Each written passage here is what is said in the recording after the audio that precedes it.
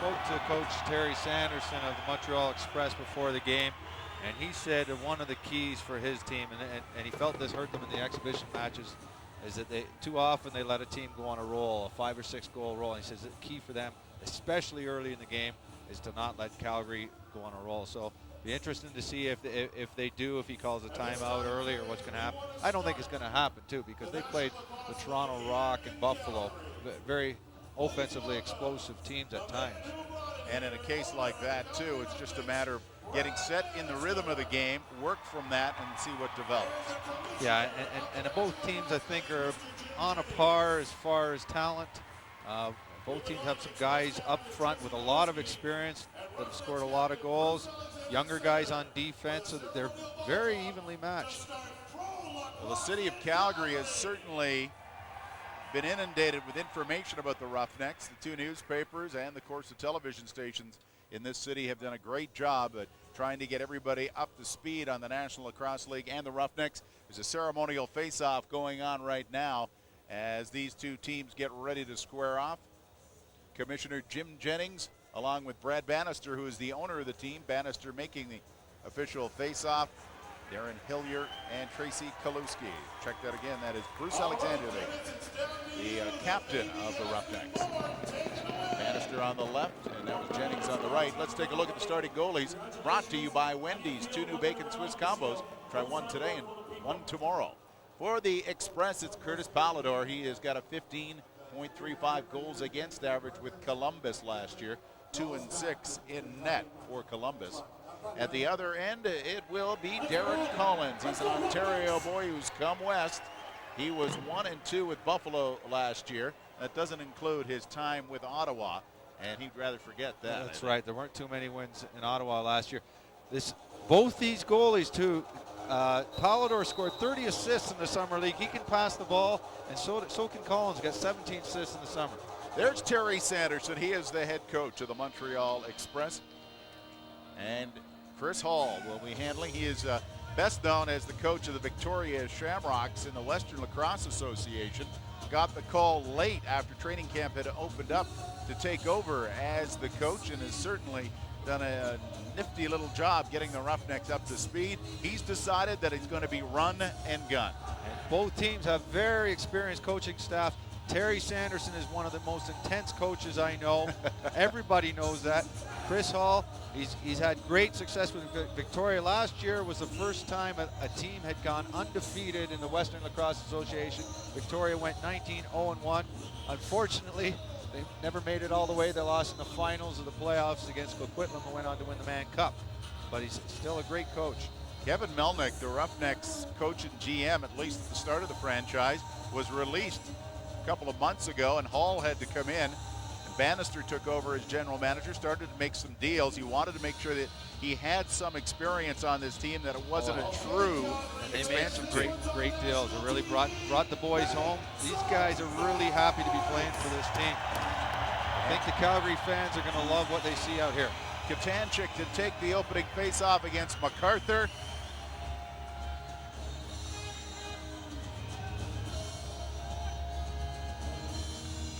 Set to go in Calgary, and this one is underway. Very quickly, Roughnecks into white, big hit, penalty coming up. So very quickly, Montreal in trouble as Prepchuk had his helmet removed. Yeah, Prepchuk, we're going to be hearing a lot from him. He put his helmet back on. He's staying on for the power play. He scored 14 goals last year. He's expecting to get a lot more than that this year. I think he would be unhappy if he got anything less than 30. He's the hidden gem on this team. Yeah, he's got a lot of upside. Scored 20 points in 2 exhibition games for Calgary. Power play now for the Roughnecks very early in the first quarter. Good ball movement, shot, scores! First goal for the Roughnecks belongs to Kilbride. John Kilbride. Talked about hidden gems. John Kilbride, he's a local Calgary boy who's got great offensive skills. NLL teams have been looking for him for a long time, and he's got his own business here. Never wanted to go anywhere. Now he's back. They're thrilled to have him. You can see why there on that outside shot. Power play pays off quickly for Calgary, 22 seconds into the opening quarter. Montreal in the dark dark jerseys and starting back. Peter Locke in across, double teamed, brings it out high, moving in, the shot, and saved by Collins by Amy Caines. Possession belongs to Montreal. Played just 40 seconds of the opening quarter. Montreal trying to counter, coming in, shot, Kaluski, saved by Collins, loose ball. After it, the Express, they control. Kaluski circles around, trying to set something up, the shot comes in, Collins got a piece of that. Montreal again working, Collins had the short side shut down. Calgary now, ready to start back. Panos waits for the change from the Calgary bench. Panos over, trying a little shot there with Caleb Toth. You'll see that play quite often with Toth charging down. All alone, a 2-on-0 for the Express, coming in, shot, scores! Bruce Codd, equalizer. And this was a great play by Polidor. We talked about him earlier, scored 30 assists in the Summer League last year playing in WLA for Burnaby. And watch here how quickly he gets the ball up. They catch Calgary in a bad change. Bruce Codd, who's one of Terry Sanderson's favorite players, plays for him in the summer. Just aim for that corner, nice shot. Bruce Codd's not a big guy, but Terry says he's got a big heart out there and the kind of guy Terry likes. 1-1 the score at 1:28. And that's one thing Calgary's going to have to get used to. Most of these guys, WLA players, the transition in this league from offense to defense and vice versa is a lot quicker than the summer leagues in Ontario. Coming in again, trying to work it out, the Express, trying to set it up, working against the crowd. Shot comes in, saved by Collins. That was Ted Dowling. Expect big things from him. He's got a great shot, a quick release. Sean Cable's pass was knocked down. Coming back now, the Roughnecks moving in, shot goes wide, loose ball in front outside the crease. They chase it down into the corner. Off the glass. Katanchik trying to move something with the ball, swings around. To the near side, intercepted by the Express. They come back. Express has it chopped away. That was MacArthur losing the ball. Caleb Toth couldn't control. Toth at mid-floor. With directions, comes low into the corner. Prepchuk tries to move around. He gets hit and then gets an extra shot from MacArthur.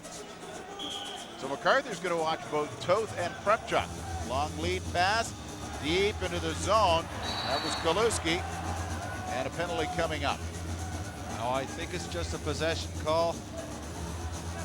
Very quickly, we've got Kaluski yattering there with Calgary's Ryan Campbell. When the ball is loose, you're supposed to play the ball. You can't hit a guy when the ball is on the floor. Kaluski swings around, tried to shovel it off. Comes to Collins.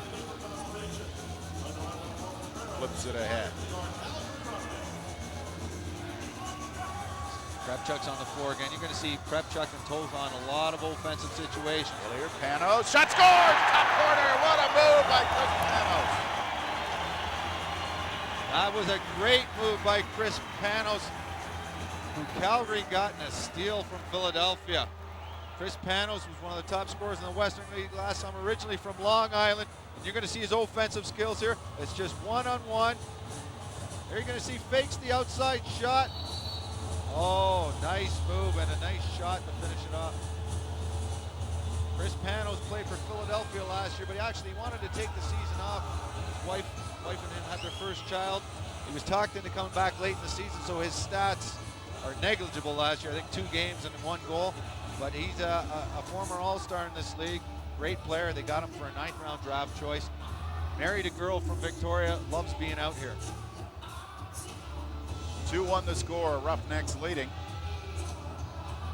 Katanchik on the draw against MacArthur. Ball is picked up, off he goes. Charges in, the shot goes wide. Near side, Montreal controlling. Lead pass, MacArthur, a little trouble. Pass, he's tied up there by Chris Pratt. Pratt, up the boards, Cable. He'll wait for a little help. Cable, flip off, and the change comes up. Dancing around, Rob Colville. The shot away save. Montreal coming back. Canes. Down the wing. With it now is Harrison. Harrison looking for a little help. Kaluski. Kaluski waits. Shot saved by Collins. Loose ball. Who's after it? Scooping it up the Express. Good work go by Scott Frizzell. He leveled his man. He's getting a penalty for it. So Giles paid the price, but it will be a Montreal power play. And you're taught from day one of lacrosse, when the ball's down, play the ball. And this is what hit from behind. Potentially a dangerous play near the boards. And Matt Giles did the right thing going for the ball. Now we're going to see Montreal's power play. Watch it work around. Very patient right now. Shot comes in by Harrison, saved by Collins. They worked outside only. They didn't even penetrate. Dean Harrison's got a strong shot, and he's got the green light to take it whenever he gets a chance. Dean played the last 3 years with the Toronto Rock, and he's going to like it here. He's played for Terry Sanderson in the summer many years, winning a Mann Cup and 3 Minto Cups in junior. And Terry likes Dean, and he's going to give him a lot of power play work. Kilbride has the first goal of the game. It came for Calgary on the power play. Shot comes in, it goes wide. Calgary, nice job using up the clock. Well, you know, Montreal just lets them. This is one of the things that I don't like about the NLL. The shot clock still exists when you're shorthanded. In the summer league, there is no shot clock when you're shorthanded. If the team lets you, you can kill the 2 minutes. So essentially in this league, the defense, the power play on defense doesn't even try to get the ball back. They just let you kill 30 seconds. So it's kind of 30 seconds of dead time. Over and back by the Express, and now Pratt will start things off for the Roughnecks. You'll see Montreal again will just try to keep them to the outside. They're not even going to try to get the ball back. Just keep them to the outside. So turns away from a double team, loses the ball, bounces towards it very quickly. Valador makes the save. Valador, oh, watch out! Keeps going. He's going to need a transfer on the LRT. I love when goalies do that. Oh, Dowling lost the ball. Ball is loose, chopping for it. Montreal with 35 seconds left in the power play. They really haven't done much with it. Now, that looked a little sloppy with Dowling, but he was actually trying a hidden ball trick. Kaluski's shot goes wide off the end boards. Scooped up, though, very quickly by Harrison. Harrison trying to cycle around. Shot saved by Collins. And in the crease, Dowling dancing up. Yeah, Ryan Campbell's going to get a penalty.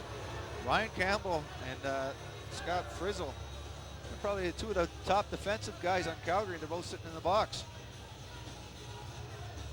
Going to see Dowling has got such a quick release. He is tough to cover because usually he doesn't have the ball. He gets open quickly. He's got a good first step and a quick release. 10 seconds with the 2-man advantage. A little back pass moving in. Shot, Collins makes the save. Still trying to control now. Kicking it ahead. Amy Caines couldn't control. Comes back though. Working it now. Henhock. Shot. Collins the save. Caines fights for it. Knocks it away. One penalty has come to a close by South. Starts back down the floor. Spins. Taking a look. 1:27 left in the power play as Campbell serving out the rest of his time. Calgary trying to get set to kill the penalty. Going to keep everything wide. Knocked away. Prepchuk over his shoulder by South. And time expires, and they just fire the ball into the crowd. And now they're going to ask for delay of game against. Well, whether they're not calling it, but Montreal's asking for it. He threw the ball out, and they're complaining about that. But Paul Ravery's not going to call it this time. He'll probably give them a warning. trying to get a shot away. They score! Picking a corner. That was a pretty goal by Jason Henhock. And it's tied at 2. That was a very nice shot. Jason Henhock, the only guy to come right out of Junior A on this Montreal team. Dean Harrison sets him up. We talked about it before, not working inside. If you have a great outside shot, you just take it. And what's great about that on the power play, if you establish the outside shot, the defense has to spread out, and that's when the inside game comes to. Shots on goal, Montreal 12, Calgary 4, and they've scored on 2 of them. Jason Henhock played for Six Nations Junior A last year, scored 29 goals, 38 assists for 67 points, 19 games. Six Nations is where Kim Squires comes from, so if he's going to have a career anything like Kim Squires, expect a lot from this guy. Joe Hiltz on the floor now, and he's somebody that has to have his game step up. Working through a crowd. Kaluski dancing, turning, back, over the shoulder shot. It went well wide. Here's Hiltz. Dumps it into the corner as time expires. Joe Hiltz actually for a short while held the record for most assists in a season in this league. His first year in Washington 3 years ago, but they've increased the number of games. The records are being broken every year. Trying to work it in. Coming in, moving ahead. Shot, good save by Pallador. He stayed with the shooter all the way. Yeah, they got to watch. A lot of these guys are not playing the ball. They're loose balls we talked about earlier. You got to go for the ball if you want a chance at it. You hit a guy in the back, you're either going to get a penalty or just give them the ball. Coming in, another save by Pallador. Krepchuk across the way. That was a nice interception. Picked off pretty. Yep, Pallador's got a good stick. Express, changing things up. Dowling switches, digs down low, takes the hit, still holds on to the ball. Another penalty's coming. Loose ball. Montreal controlling. Crosby drops it back up top. Moving down low, shot bounces away. Collins may have got just enough of that. Dowling in the corner. Takes the hit. Hiltz into the corner. Dowling now in front. They score! Matt Giles. Montreal in the lead now with the goal by Giles. And you know, you can give a big assist to Jason Crosby, whether he got one or not. That ball was almost turned over, and he picked up a key loose ball to enable them to pull their goalie. Matt Giles parked himself in front of the net. Another former Toronto Rock player scores a big goal. And what these guys like, Matt Giles, Dean Harrison, the Toronto Rock was such a stacked team. These guys sometimes didn't get all the floor time they'd love to play. They like playing there, but here they're going to have bigger roles, and they're going to enjoy that. Scramble for the loose ball. MacArthur couldn't get to it. Bysouth. Bysouth comes in. Takes one hit, tries to turn away, looks for an open man. Can't find any room. 14 seconds left. Shot comes in. And Pallador waits. Tries the long outlet. Oh, just a little too far for Sean Parnell. Coming back, Cable. Cable to the side. Bounces off the stick of Tote. Loose ball scooped up by Montreal. Coming back, Kaluski. Whoa, takes a big shot. Panos as he was heading off. Kaluski trying to get everything set. 10 minutes into the first quarter. 3-2 Express. Coming around is Hiltz. His shot, saved by Collins, loose ball in the crease. And Collins scoops it up. A little extra work too by Dean Harrison to try to hit the ball loose. Coming back Campbell. Dishes off, saved by Pallador, loose ball, they score! All right, Calgary! John Kilbride. Tied at 3. This is good stick work, but it comes off the big shot by Caleb Tote. Going to see Caleb Tote. This is his first shot of the game, and we know he's got a big, heavy one. No angle. A cross-handed shot.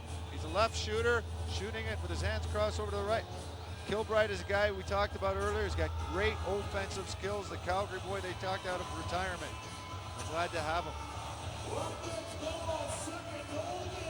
3-3 the score, opening quarter. Loose ball, scooped up by Calgary. Hilliard turning, away from checking. Able to get the pass away. Colville looks down low. Back up to the middle, the pass didn't work.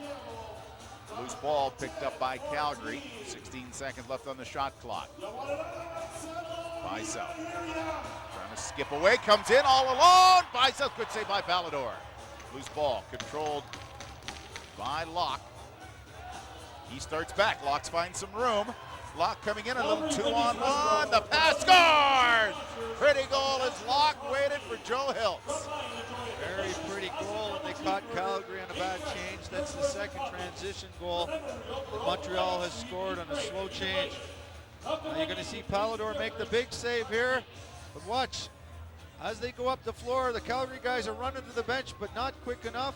He's just running up the middle there, Peter Locke, and he sees Hiltz going with him. Hiltz has got great finish. It almost looks like he was in the crease, but happened so fast it's hard to tell. Derek Collins really had to choose on which way he was going, decided to stay with Locke, dished off quickly, and we've got a break in the action with 4:05 remaining in the opening quarter. And this first quarter of NLL action is brought to you by hotjobs.ca. Onward, upward.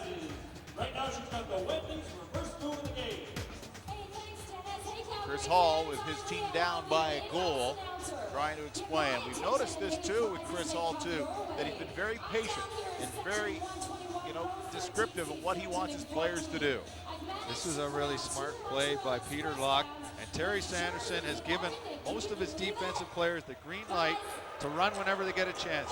Let's check in with Roger Millions.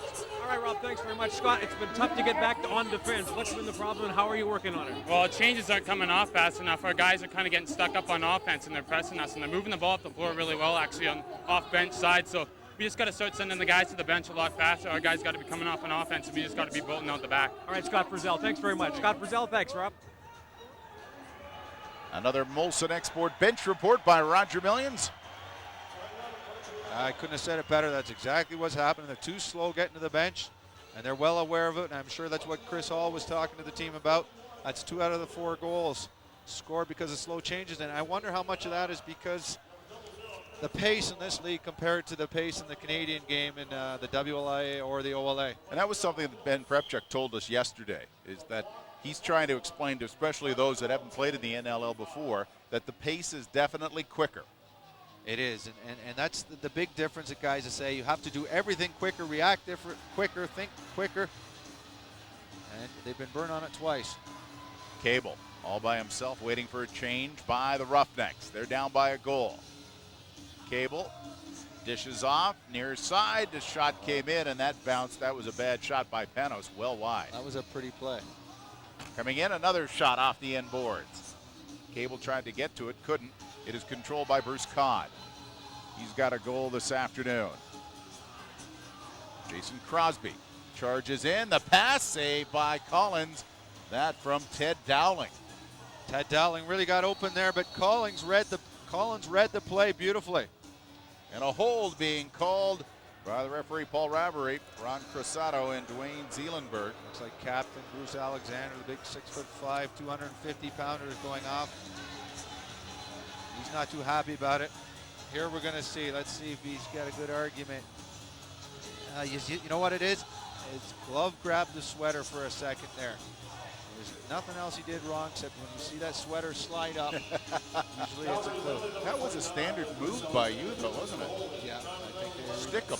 talk about naming the penalty after me. Shanahan stick 'em. Kaluski working high. We've got another Montreal power play score. Kaluski. Oh, that was a nice shot. A power play goal makes it 5-3 Montreal. And nothing fancy about this. He got a good outside shot. Kaluski, he's got a great underhand shot. He just gets a little opening here. I think that Calgary defender got pulled too far away towards this right here. He goes too far on this shooter and gives Kaluski too much of an opening to step in. When you can step in there, good percentage, a good shooter's going to score from there. A good shooter, not guys like me there. Moving Good in shooter. now, here's another chance. Good save by Collins, that against Aiken. Coming back, getting beaten up, Peter Locke. MacArthur waits for the rest of the Express to change, and then he'll head to the bench. New troops come on. To the side, the Express trying to dig in, they score! What a nice diving shot by Jason Crosby, and Montreal showing their offensive punch, take a 6-3 lead. And we talked earlier about quick pace. All you need to do is get open for a second. You're going to watch Crosby here. He only gets, you see him cutting like he's going to throw a pick, quick pick, and to the net. Beautiful play. Kept his feet outside the crease and made it count. Now we can't hear what they're saying, but there was a switch done. Calgary, somebody was covering Crosby. When he threw the pick, they called a switch and he went right to the net. It's called a pick and roll. Thrown back to Montreal's Curtis Pallador. He'll start things off. So Montreal's done a nice job offensively with 6 goals. Kaluski skips and then waits, and there's a penalty coming up again to Calgary. The extra man on the floor. Kaluski pointing. They've scored 1 with the delay and the extra man. Down, and that's the whistle, and I think Montreal got a little surprised, ran out of time on the shot clock. 30-second shot clock violation, Montreal. It's counter. Cable got caught for the hold. Now they've got to stay out of the penalty box. There's essentially 3 power play goals because 1 was on the delayed penalty. And that's the difference in the game so far. The Giles goal was on the delay. Henhock and Kaluski have scored power play markers, and it's 6-3. 2010 shots on goal in favor of the Express. Moving in, Kaluski up high. The dish off, scores! Great bounce shot by Dean Harrison, and another power play goal by the Express. It's 7-3. And again, it's their 4th odd man goal. You're going to see it. Every goal has been an outside shot other than Matt Giles, the inside one. Here's an outside shot through a screen. And this is really tough for the man short team. When the outside shots start going in, they've got to spread out even more. Let's check in with Roger Millions. Frustration here, great frustration at the Calgary bench over penalties. They're trying to calm down and get settled in there because if they don't, they're already down 4 and they're very worried about it. So trying to gain composure here at the bench, Rob. And that was something they were worried about, the nerves in that first game. Home floor. And right now they're down 7-3. Trying to work out of the corner. Montreal trying to add to a 4-goal lead. They do! There's number 5 for the 5-goal lead. Great shot coming in by Jason Crosby, his 2nd of the quarter. And I think you might see a possible goaltending change here. It's another outside shot, and even just to shake up the Calgary team. Yes, I think we see Matt King. So coming out now is their backup goalie, Matt King. Matt King is from Victoria, had a 742 goals against with Victoria Shamrocks of the WLA. And this is a situation they didn't want to get in. Not that they don't have confidence in Matt King, but he's a junior A goalie. We're going to see this goal here at Crosby. It's another outside shot. Just that, there's nothing really set up, just an outside shot through a screen. 1:16 left in the opening quarter and already 11 goals. Yeah, Derek's got to stop those outside shots to give these guys a chance. And you're going to see Montreal is going to continue to take lots of shots here. If Matt King might be nervous, they want to pounce on him. Dowling swings in, moves in, he tests King and scores! They didn't take long there. I'd like to see that again to see if he was in the crease, but just nice one-on-one, very quick. They're going to be going right at him. 10 seconds after the goalie change. Yeah, let's see. One-on-one. I want to see his feet in the crease. Yes. Yeah, he's in the crease. Toes are not supposed to be in. Yep. You step on the line, but not over the line. And, oh boy, he got away with one. Calgary down by 6 in the opening quarter. They need a goal. They need to get their offense going to keep the ball out of their end for a while. Coming in, Calgary shot off the end boards. Palador comes out and he'll lead it out. Quick pass, and again trying to take advantage of the change. Aiken. Oh my. And they score again. And a goal coming from Amy Kane, so everybody getting something going. I think it's time for a timeout. You're going to see Aitken. Good transition. I mean, it's not a great scoring chance, but it seems like everything's going in now. I mean, he's faced 2 shots. You can't put the blame on him, full blame on him, but they got to come up with some big saves, or they have to have some longer offensive sequences. Aitken found Canes, and Canes got his first. 10-3, final minute of the opening quarter. Calgary on lead pass. Krepchuk coming in, moves in, a bounce shot.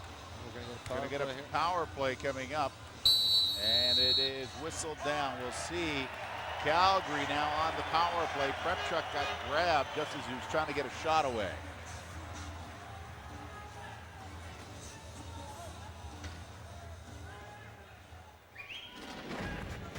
Today's first quarter was brought to you by hotjobs.ca. Onward, upward. And MacArthur got caught. You're going to see a penalty. You're going to see a hold by MacArthur. Yeah, free arm definitely. And Calgary needs the break. They've got to score a goal. 5 seconds left. Shot came in. Loose ball, time running out. Another shot. It will bounce around, and that will end the first quarter. Oh, Montreal. Wow. 10-3. Sportsnet Ontario.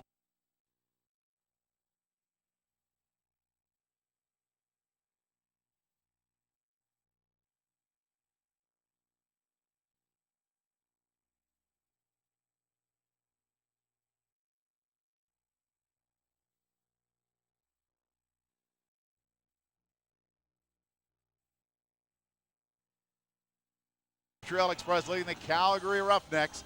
Roughnecks ran into some rough goaltending and just too much. Montreal on the offensive side, 10-3 the opening quarter. The stats are pretty even other than the shots. Loose balls, 13 each. Face-off, 6-5 for Montreal, but the shots on net, Montreal outshot them 24-11. Final 5 minutes, Montreal put together 7 straight goals to take the lead. And moving now on the power play, shot, scores! That's the way to start off the second quarter for Calgary. Did they ever need a quick goal? Kilbride getting his 3rd of the game already. Yeah, as you said, Rob, they definitely needed that. They have to get their crowd back into the game. You can see as he gets a little bit of room, just a high shot, top corner. Kilbride's brought his game so far. We've got him here for the offense. He's been shooting well. Express trying to get it right back. Coming in, the shot and the save by King. Krepchuk down low, waits, tries the dish, and the shot over Palador. For those that don't know lacrosse too well, 6 goals is not a lot in a lacrosse game, especially when you have the firepower that Calgary has. Dwayne Zeelenberg got caught, is the technical referee. He found the Calgary change a little too quick, too many men on the floor, and it is a Montreal power play. Now we'll see if Calgary changes up their short man a bit, as I think Montreal's been very successful with the outside shot. Montreal's got to spread out their defense a little bit more. Today's second quarter is brought to you by Wendy's. 2 new bacon Swiss combos. Try one today and one tomorrow. Quick shot. Saved by King. Calgary trying to build. Oh, very close. Frizzell was trying to get set free. Coming back now for Montreal is Henhock. Across the floor, the pass. Kaluski's up high. He likes to stay up high to get things going. Henhock to Kaluski again. The shot to the side. He was looking for Dowling. Battle in behind, loose ball. Montreal comes in, pays the price. Double teaming there is Kaluski. Campbell on him, and time runs out. It is. And now we've got a little extra. Kaluski was not wanting to give up against Ryan Campbell. That's definitely a mismatch in size. Saw Ryan Campbell in the warm-up. He's a big boy. Speaking of big, there's Bruce Alexander, 6'5". Panos. I'll bet you if Caleb Toth gets that ball, he's going to the net. We're watching Caleb Toth now. Walder. Moving the ball, 50 seconds in the power play, 10 seconds on the shot clock. Calgary's got to get a shot away, time running out now, 5. They move, shot goes off the end glass. And time runs out.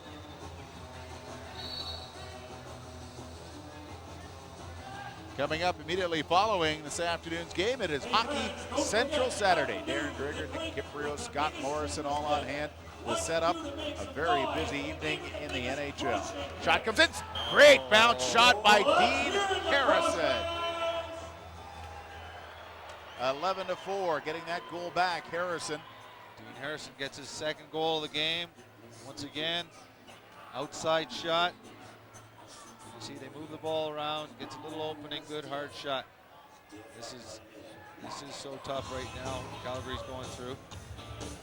They've got to stay out of the penalty box. When the shooting is hot, sometimes you just got to stay out of the box. Express lead by 7. Let's join Roger Millions. Rob, one thing that's absolutely evident is the two benches. The Montreal Express are cool and calm. Terry Sanderson behind the bench saying, guys, keep it up. The Calgary bench really trying to get things figured out, and that's a big difference in this game. And a little more experience on the Montreal bench too, especially with a lot of the Columbus team going north to Montreal. So that helps. Yeah, and I think a start for Calgary is really just try to stay out of the penalty box. They've had essentially 5 power play goals on them. Trying to turn away. Calgary gets a shot away, scores! There we go! Ben Prepchuk. He's one of the guys they're going to be counting on this year. And Ben Prepchuk shows that Montreal is not the only team with good outside shooters. Looking up at his own replay here to see where he was shooting. Nice shot. Watch this play. He wants this ball badly. He's in a good, like the high slot in hockey. Goal scorers, they get the ball there, they're putting it on the net. Panos, a nice quick pass to him, and Prepchuk wasted no time. Prepchuk again. Watch this man move. Prepchuk comes in. Saved by Palador. Prepchuk says he's not afraid to shoot from a long range or try to come in and try to mesmerize the goaltender. Yeah, he says he likes to go one-on-one too. So you see if they get the chance to isolate him, he'll go one-on-one on the defense. Hiltz. A high shot by Kaluski, bounces into the crowd. Looks like it must have bounced off a Calgary player before it went out. The referee is calling that, so Montreal will get the ball back.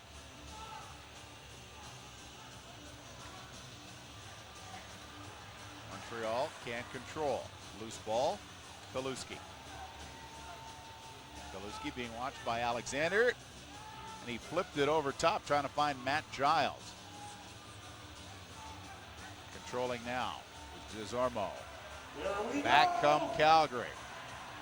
Roughnecks making a change. Cable, the pass, moving in, trying to dig around over the shoulder. That was Panos. Little flip shot, almost worked. Shot there, Palador very quickly jumps on it. Caught. Turning away from the checking. Got 10 seconds to get across the line. He does. He pays the price. Coming in. Shot saved by King. Controlling now. Henhock dished it off to the corner. Trying to dance around. Amy Caines in front. Shot scores. That one coming from Ted Dowling. This is typical Ted Dowling. He just hides away till the defender doesn't pay attention for a second. Everybody's watching. Amy Caines in here. Ted Dowling's going to get open for 1 second. That's all. He's hardly even open. All he needs is his stick open, and you can see the frustration from the Calgary defender. He's almost on top of him. But that's Ted Dowling's game. He's not so dangerous when he has the ball. It's when he doesn't have the ball that he's so dangerous, and that's why he scored 45 goals to lead the league 2 years ago. Steve Penny. The Hilts. Let's check in with Roger Millions. All right, Rob, Ted Dowling saying he's not surprised at all. They were confident heading in. They would be great on offense, and they sure have been. Well, 12 goals worth, and we've still got 10 minutes left in the opening half. Dowling, second of the game. Calgary working from behind the goal. Dancing through the shot, that goes high, loose ball. MacArthur goes chasing after it. MacArthur on the run, trying to work a 2-on-1, couldn't get the pass away. He had Jason Crosby. Crosby feeds it back to Harrison. Harrison will flip it away, and new troops come out. Dowling against the defender, moves in, dives. Not going to get it, and Dowling was in the crease.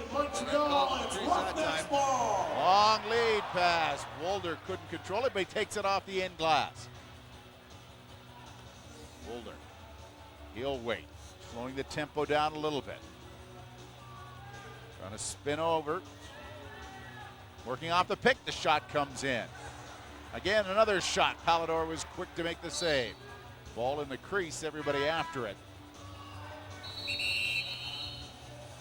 Score, Montreal 12, Roughnecks 5. We'll come back with more National Lacrosse on Rogers Sportsnet.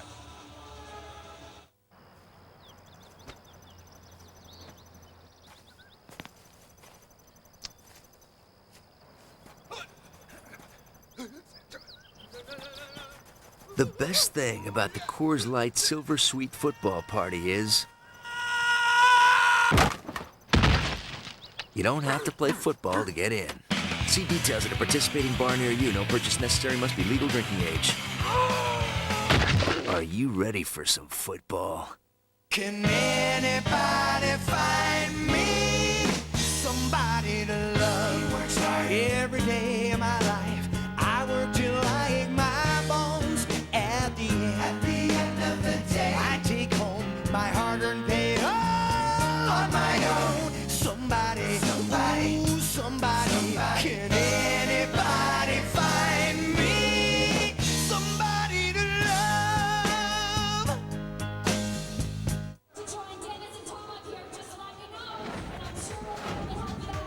Molson Export National Lacrosse is brought to you in part by Speedy Auto Service. It's Speedy or somebody. By Doritos, the loudest crunch. And by Motorola. Intelligence is everywhere. Let's join Roger Millions. He's at the bench. All right, Rob, thanks very much. Ted Dowling, you have 2 in this one. You're up 12-5. Execution has been letter perfect for your team. Yeah, it's been great. First, I got to say hi to my little daughter Trinity, and my wife Tiffany at home. Yeah, it's been fantastic. We played really well. You know, what's gonna make a show where we worked really hard is how we come out in the second half and continue this first half. A new dad and a new team. Things couldn't be much better than that. Can't be better than that. Nope. All right, Ted Dowling, and this has been another Molson Export Bench Report. Dowling and his wife welcoming the birth of Trinity just 5 days ago. Right now, very happy to see the team ahead by 7. And Ted's been one of the big reasons why. Sometimes Calgary, they think they're playing good defense, and they are, and he gets open for a second, and he makes you pay. Trying to work the ball around. 8 seconds left. Derek Collins is back in goal for the Calgary Roughnecks.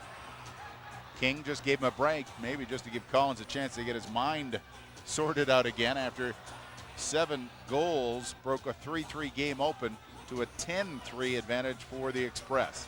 Charging back is Bruce Codd in across the line. Codd dishes. Pass doesn't work to Kaluski. Loose ball. Going in to help out is South. Scramble, worked out in front, all alone, and the shot doesn't work from Dowling. Another shot comes in, goes wide. Dowling again manages to get open. And a long lead. That was intended for Chris Pratt. Henhock. 7 minutes played in the second quarter. Good work by Montreal. They get a shot away. Great diving shot. Dowling spent a lot of time in the Calgary crease this afternoon. Amy Kane comes out, moves in, shot off the crossbar. Yeah, Derek Collins beat on that shot. Roughnecks start back.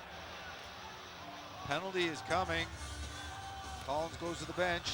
South knocked away. Loose ball. Henhock on it. Squirts out. Panos goes out with Toth. Prepchuk. South will head to the bench. Got the extra attacker as soon as South gets changed up.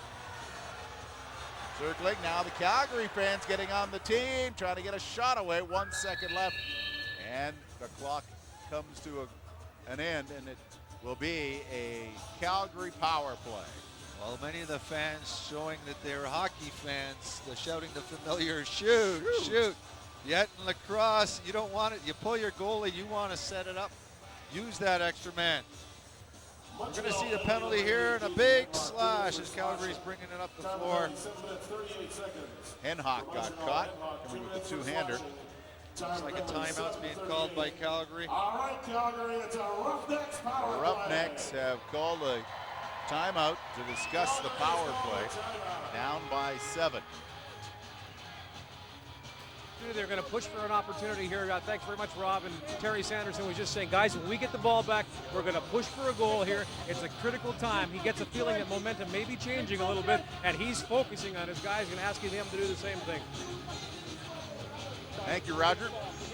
And Terry, it's a great move on his part. The momentum is not changing, but he wants to react before it does.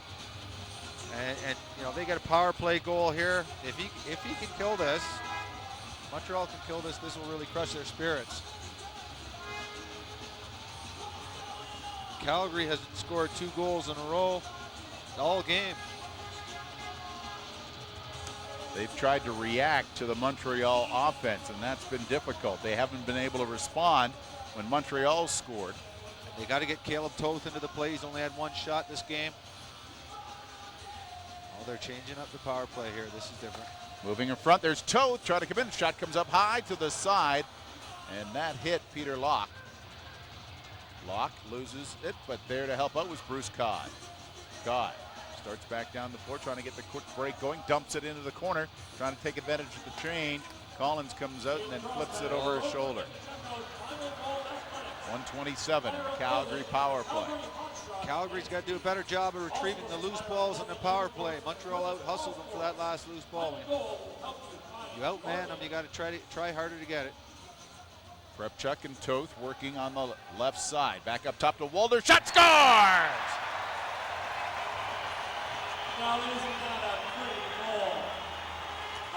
I talked a little bit earlier about Caleb Toth has to get more shots.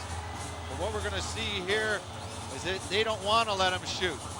But that opens it up for Jason Mulder, who takes a good shot here. You're going to see here, Brad MacArthur's playing up on Toth, and they've been told, don't let that guy shoot, but it opens up a big hole for Jason Mulder. Scores a nice shot. And that's a trio they want to be effective. Mulder, Toth, and Prepchuk. And with the attention on Toth and Prepchuk, that left Mulder alone up high. 3 Alberta boys. Mulder from Calgary, played for New York the last 7 years. Shot by Codd off the end glass. Montreal change it up. Tracy Kaluski, captain of the Express, coming in, snaps it away, just rolls through. Collins almost made the save, but again, Montreal comes right back with a goal after the Roughnecks score. It's 13-6. And this one really hurts, and this one he's got to have. It's just an outside shot, but you got to stop those when you get a piece of it. They have not got the goaltending so far today, Calgary. They need to get a little bit of hot goaltending so they can go on a roll. Battle right now has been won by the Gunners for Montreal, and they come back again. Shot over the shoulder, high, but the rebound bounced wide again. Aiken and then Locke, not able to get it in. Calgary lost their composure on that faceoff.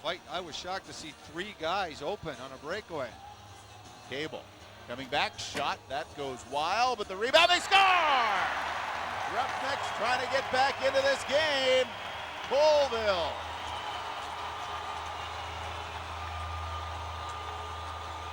And that one actually came from a bad play.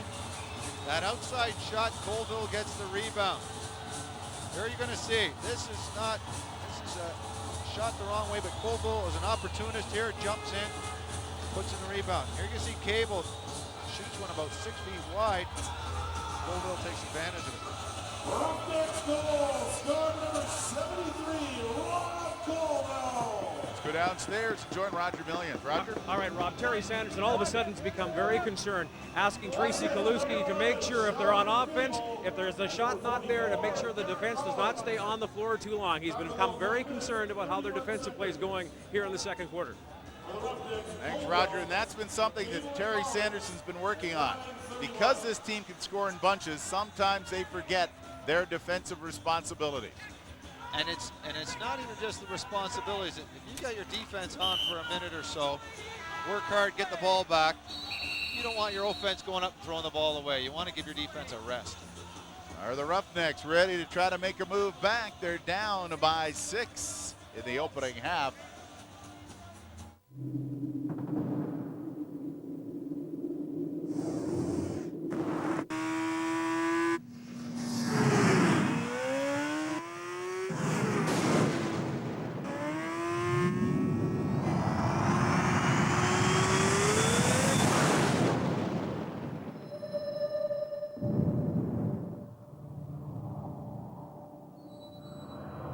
The all-new FC1 from Yamaha. Dave Thomas has a dilemma. How to decide which sandwich to introduce, the chicken bacon Swiss or the bacon Swiss cheeseburger. Well, he's going to do it scientifically. Heads is chicken, tails is the cheeseburger. Both are topped with hickory smoked bacon and processed Swiss. One's on a quarter pound of fresh beef, the other's on Wendy's whole seasoned chicken breast filet. Introducing both. Wendy's new bacon Swiss cheeseburger and chicken bacon Swiss. For girls and boys, it's a fact. In every Wendy's kids meal, Grinch toys are back. Before sitting down to watch your favorite team on Saturday, join Darren Drager, Nick Kiprio, Scott Morrison, and Christine Simpson for an in-depth preview of the night's action and much more. Hockey Central Saturday, tonight at 6.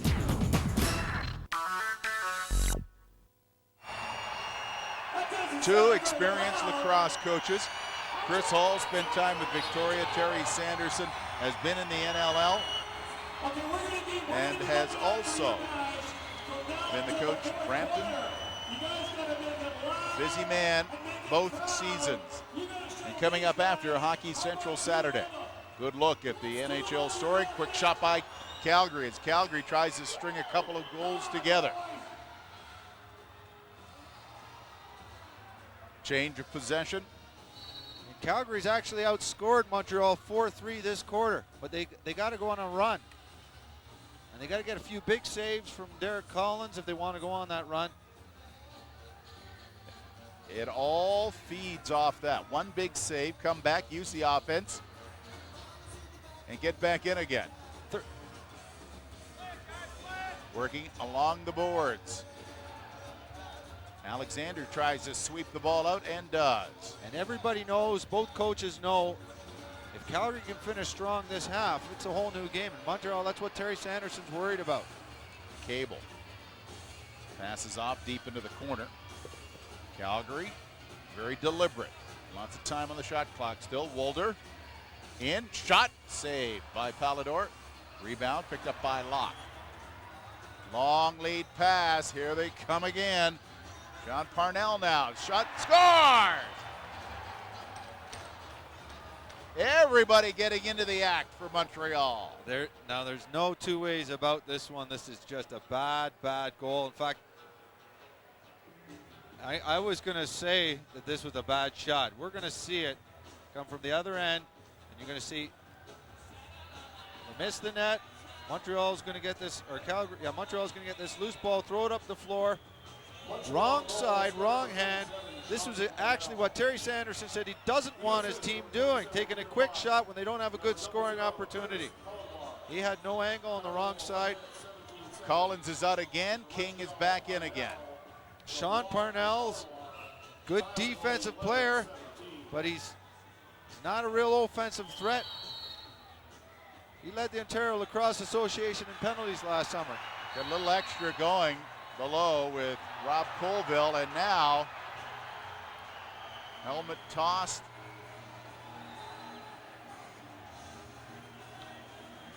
This is some good old-fashioned Canadian lacrosse. Not much really happened. Heading to the penalty box. Now this is Scott Forbes in Montreal. Rob Colville. Scott Forbes from Owen Sound. He's an electrician who played for Brampton for Coach Terry Sanderson. He can also handle the rough stuff. Colville's actually more of an offensive player. Scored that last goal for Calgary. Matching minors. Caleb Toth moves in the crease over the shoulder. And the arm goes up on the official, Paul Ravery, for the grab on Toth. Now it's a chance for the Calgary Roughnecks to get back into this game. You know, every time you go to the net, there's a chance good things are going to happen. We haven't seen too much of Caleb Toth so far, but I bet we're going to see a big shot soon. Oh, really? That didn't take long. How's that for a big shot? Bang! A power play goal, and now Calgary starting to chip away. Yeah, that's Kilbride's got his fourth goal. We're going to see, didn't take long. Almost looked like Montreal was waiting for something else to set up. He stepped in. Sometimes defense is waiting to see the ball move around a bit. Kilbride just said, hey, they're going to give me an opening and I'm taking it. Spending all this time concentrating on Prepchuk and Toth, but it's been Kilbride who's been the offensive star in the game with 4 goals. Now, Calgary knows. I mean, for the score is 14-8. They've had some weak goaltending. They can finish strong here. They can go into halftime with the momentum. They've still outscored Montreal in this half, or this quarter, sorry. There's Matt King taking over now. In goal for Derek Collins. And the one thing I guarantee, Terry Sanderson does not want his team trading goals. That's not the way Terry wants his team to play. Goaltending was going to be very important in this game, especially with as many good shooters. And it has been the case where Collins not able to keep up with the onslaught. Now King takes over. Now most of the teams in this league now, the goaltenders are like quarterbacks in the CFL. Get past their first starter, there's a bit of a drop-off.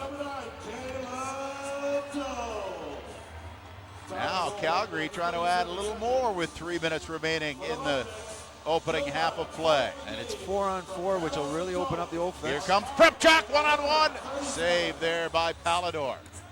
And you'll see that from Prepchuk. He's willing to go 1-on-1 with the goalie. Oh, Palador looked very composed there. Getting turned around big time with Bruce caught in front of his own bench. And that was Caleb Toth playing defense, showing that he's pretty comfortable in his own end of the floor too. Giles swinging in, trying to work off. The shot saved by King. Loose ball. Toth knocks down his man. Possession will belong to Montreal. 14-8 the score. 2:32 left in the opening half. Kaluski looking for a little more. He's got 2 goals. A shot saved by King, and he jumps on the loose ball. Alexander Alexander, we're seeing him on some offense. He's primarily been defense so far. Big, heavy shot handed by Pallador. Look at Pallador trying to lead his man out. He does. Jason Crosby scores! That's Crosby's third goal. Now, you can't fault the goaltender on a breakaway, but what Calgary has not got is any big save so far. You're going to see Alexander takes the shot. He's not the fastest guy out here. Crosby has a breakaway, and he's just going to put the shot in. But this is where, if you're a Calgary fan, you're hoping that the goaltender comes up with a big save, boost the team's spirits. That they haven't got that yet. I mean, they've let in some weak ones as well. As we get ready for the Mountain Dew halftime report, exactly what then is Chris Hall writing down when he has to talk about how to get back into this game? Montreal getting called for too many men on the floor. So now Ottawa will try to benefit, the home team, Calgary team, will try to benefit from that. Well, I think what he's hoping that they could score 1 or 2 before this half is over, so he can say, look, guys, it's not that bad. Because, like we said, lacrosse, look how many goals. We've got 23 goals already, and they have some explosive players. If they come out here 15-10, I mean, even 15-8, I've seen comebacks, momentum. There's a lot of momentum in the game of lacrosse. They haven't been outplayed this quarter. They got outplayed for about 7 minutes badly. The goaltending has really hurt them of late. But he's got to try to take some positive out. They're going to score a goal here on a 4-on-3. Moving the ball in, trying to get a shot away. Over the shoulder, the time. Pallador makes a big save. That was a vital save. Peter Locke heads back. Locke with Toth now coming back defensively. Locke waiting for a little reinforcement. Over the shoulder, that was Dowling. The shot goes wide. And Rob, that's been a big difference so far.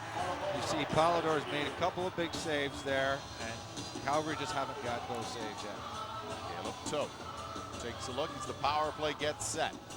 Sometimes a goalie's got to save one, you know, where you think it's going to be a goal, he's got to save one on a breakaway or in close. Toth rifled that high. Pallador tries it again. Here's Kaluski. Oh, he couldn't handle the pass. Kaluski almost set free. Loose ball scooped up. Possession belongs to Montreal. 1:03 left in the second quarter and the opening half of play. First game in the NLL season for the Montreal Express and the Calgary Roughnecks. Dowling taking some time, willing to kill it. Now Dowling dives in, scores! Shorthanded. That really hurts them. I mean, here I thought that Montreal was going to be quite content just to play the outside, kill some time at the end of the period, but Dowling will have none of that. And the Dowling dive, pays off. And this Dowling is so good at this. You see, dives across the net. He's hurt them badly. Montreal goal started by number 16, Ted Dowling, unassisted. Ted Dowling in the keys to the game said we've got to score more than they've done that in the opening half. That's a pretty well, I didn't know it was going to be that good a key for him. 16-8, a shorthanded goal by Dowling. Montreal in charge right now. Toth winds up, fakes it, shot goes wide. Let Toth walk in, just take the shot. Repchuk to Toth, they score! Power play goal. That was the biggest opening that they had been giving Toth all game. They've been on him pretty tight, and for some reason they had backed off. I was surprised he didn't shoot on the earlier sequence. He decided there he was going to shoot. Probably wasn't as good as a chance as the earlier one. He's got a great shot, as we've all seen before, and he's got to take it. Can you believe it has taken him 29 minutes and 29 seconds to get his first goal of the season? Well, there'll be a lot more, but they've been covering him pretty tight. That's the first time they gave him an opening. He changed his position on the power play too. He was playing the shooter spot on the side. Earlier on, they moved him to the point spot there. Probably to free him up for the big shot. For the Roughnecks, Toth from Repchuk and Paddles at 14:29. Timeout, Calgary. Folks, time to get a little interactive with the Ask the Pro feature. And the question that was posed on sportsnet.ca, with the net now 4 feet 9 inches across, it's got to be tough for the goaltender. And being asked of Tracy Kaluski, Michael Lee posing the question, what do you think of the league widening the net? That's a great question, Michael. I think one of the major reasons why they wanted to expand the net size was to get more goals for fans. You know, they want to get the fans more involved with the game when obviously the fans are going to get more involved with the goal scored.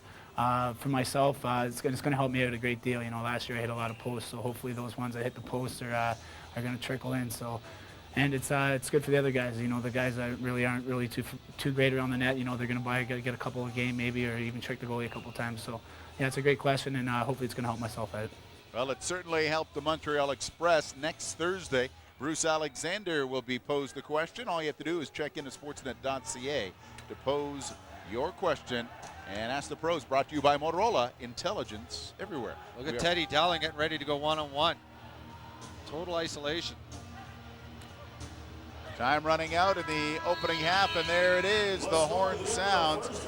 And right now, I have to think that the Calgary Roughnecks are kind of going, what just happened there? And Tracy Kaluski said it right. With the bigger nets, I'm hoping some of my shots can trickle in. And we saw a few shots trickle in. I think one was Tracy Kaluski. And really, I think what's got to hurt the most for Calgary is the goaltending. Has not come up big, and at times has been outright bad. And Palador's made some big saves for Montreal. Not that it's been close. But it has been Montreal in the opening half. They lead 16-9. The second quarter was brought to you by Wendy's. 2 new bacon Swiss combos. Try one today and one tomorrow.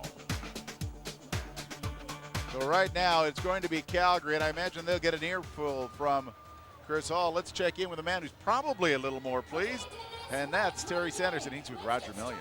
All right, Rob, thanks very much. Terry, your team really executed very well in the first quarter, part of the second quarter. As you head in with the lead, any concerns at all at this point? Yeah, we're a little concerned about our short man. They've had 5 power plays and executed all 5. So, bad penalties. We got to stay away from that. Overall, though, we're pretty happy with the lead. Offensively, we're executing very well. We just have to tighten up a little bit on defense. You traded goals in that second quarter after scoring a few runs in that first. Is it important for this team to come out in quarter number 3 and get a run together early? Well, the main thing is for us is to stop Calgary from getting a run. You know, we've got 16 goals. It's more important for us to worry about their 10th than it is for our 17th. But having said that, we can't be too tentative either. All right, Terry. Well, congratulations on the first half. Good luck in the second half. Thank you very much. All right, Terry Sanderson, head coach of Montreal. We'll come back now with a Sports Center update in just a few minutes' time. But first of all, we'll come back later with a Mountain Dew halftime report when we return. Sportsnet Ontario. Be there.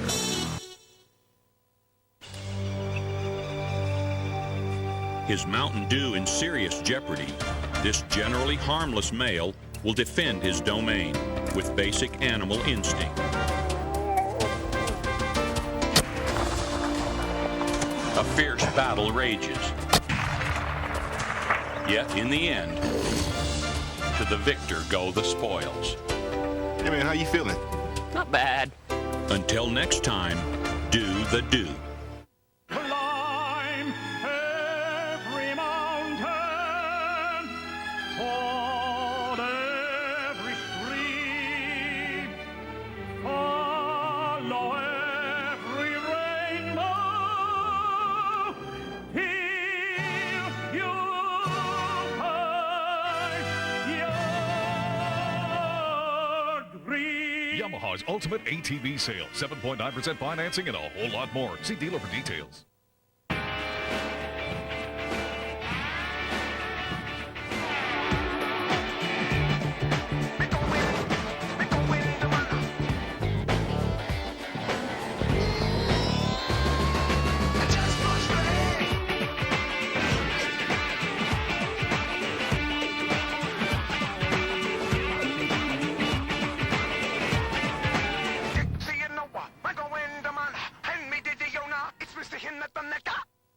It orders pizza. It has an FM stereo so you can listen to music while waiting for pizza. It two-ways friends to come over for pizza. It has voice-activated dialing so you can order more pizza. Pizza. Without putting down your pizza. The Motorola V-Dot 120. Enjoy it with pizza. Mr. Fletcher, Mr. Smith, heads, it's Wendy's Chicken Bacon Swiss. Tails, it's Wendy's Bacon Swiss Cheeseburger. Call it in the air. Tails. Heads! Heads! No, heads! Heads! No, I mean tails! Can't decide between Wendy's delicious new Chicken Bacon Swiss and Wendy's delicious new Bacon Swiss Cheeseburger? Each topped with hickory smoked bacon and processed Swiss? Try them both. It's win-win. Hey, Fry Man, over here! Here you go. For girls and boys, it's a fact. In every Wendy's kids meal, Grinch toys are back.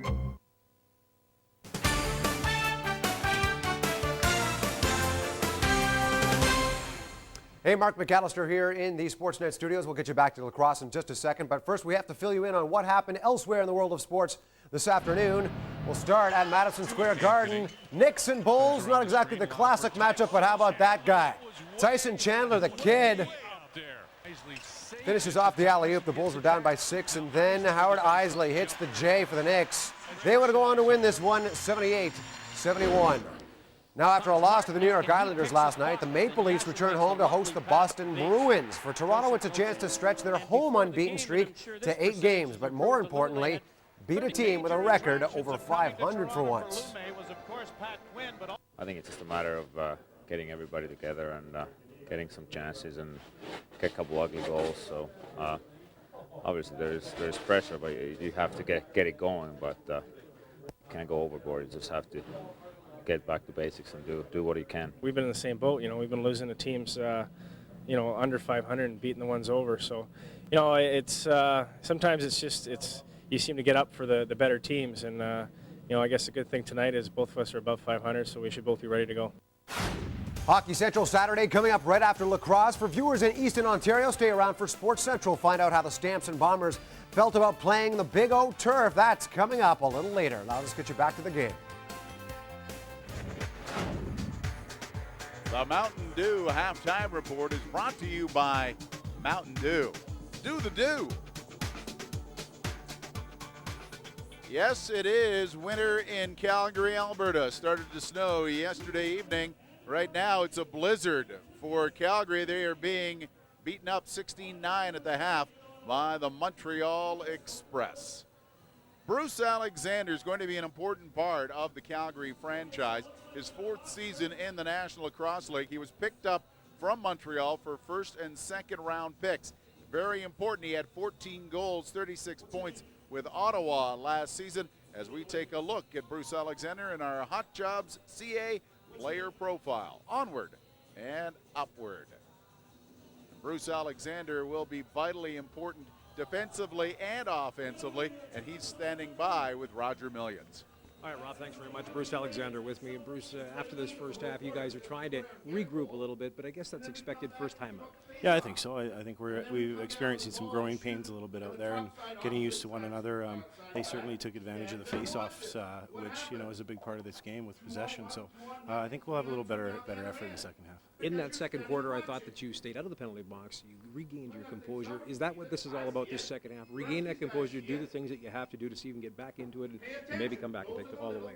Absolutely, because in this game you can always see the teams are scoring in bunches, so we want to eliminate them doing that and just chip away. I mean, we're down a few goals, but we'll come back. I mean, we've got a very young offensive team here.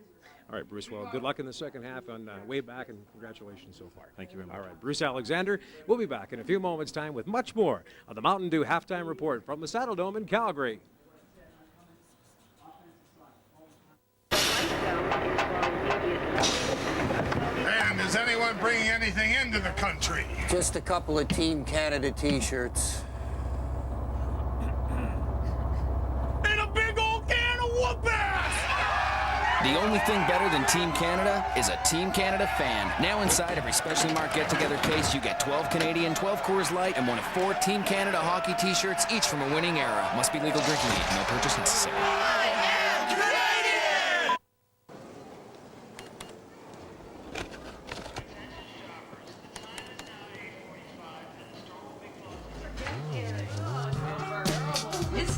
Excellent. You seen the guy in the mailroom? Oh, talk about buns o' steel. Come to mama, big boy. Tostitos, chips, and salsa. Dig in. Let loose.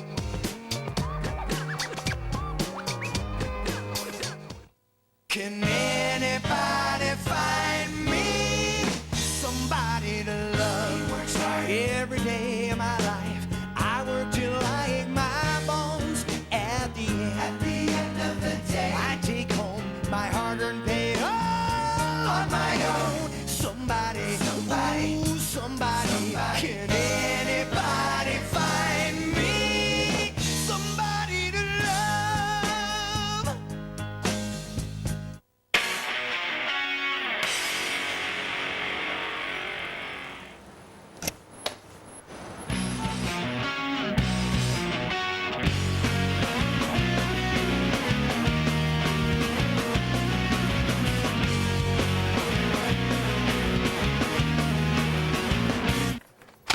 With the Sony Mini Disc Walkman, you can record from the net. So wherever you go, your downloads go with you.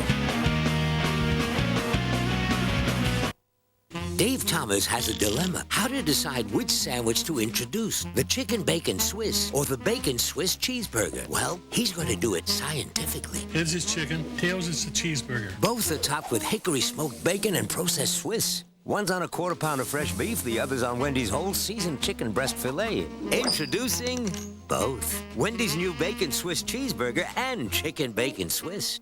For girls and boys, it's a fact. In every Wendy's kids meal, Grinch toys are back. Live in the Calgary Roughneck room, and you know they are listening intently and trying to get everything back and working in the second half. Montreal went on a huge run in the first quarter, scored 7 straight goals to take a 10-3 lead. And every time Calgary tries to get back, it has been a struggle.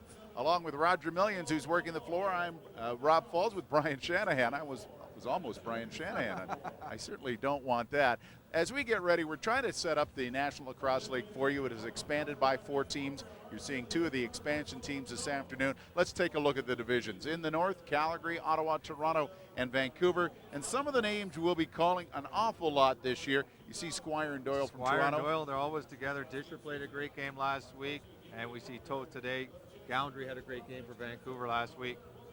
In the north, though, Toronto certainly the class of the division. I'd say so. The north's got all the Canadian teams except for Montreal, and I'd say Toronto should walk away with that division. In the central division, it squares around this way: Albany, Buffalo, Columbus, Montreal, and Rochester. Names to watch from each one of those teams. You're seeing, of course, Montreal with Tracy Kaluski, but Kilbride has certainly been an impact player. Josh Sanderson in Albany. Yeah, Josh Sanderson, who's Coach Terry Sanderson's son. Great player, going to score some big points. John Tavares is the big name here. He's one of the best lacrosse players that we've seen in the last 20 years. So there's the Central Division, the names to watch there. And the final division, the Eastern Division, has all U.S. squads. The expansion New Jersey Storm, the New York Saints, Philadelphia Wings, and the Washington Power, and some legendary names here. You've got Colsey and Prout from New York, Tom Marachek in Philadelphia, along with Jake Berge, and of course the Gate brothers in Washington. That's right. You can't forget the Gate brothers, but watch for Gavin Prout. He's a rookie in the league this year. First draft choice overall. He's going to score some big points. And of course the Gate brothers, one of the Gate brothers is saying this is his final season, and Washington all of a sudden has to be considered a favorite. Now let's put you on the line here. Predictions. You said Toronto in the north. Central, who do you like? Here you're going to see my predictions right here. I'm picking Toronto, Washington to win in the Eastern, Rochester in the Central, and then I think Philly's going to take a wild card spot, Buffalo, and I think Montreal is going to battle it out with Albany and possibly New York.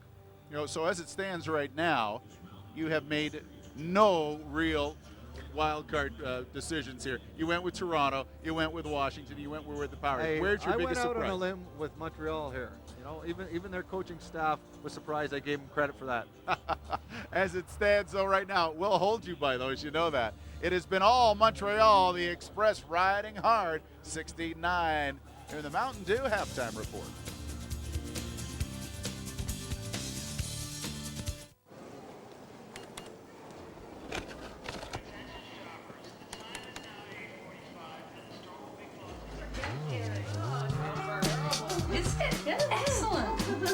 you seen the guy in the mailroom? Talk about buns, oh steel. Come to mama, big boy. Tostitos, chips, and salsa. Dig in. Let loose.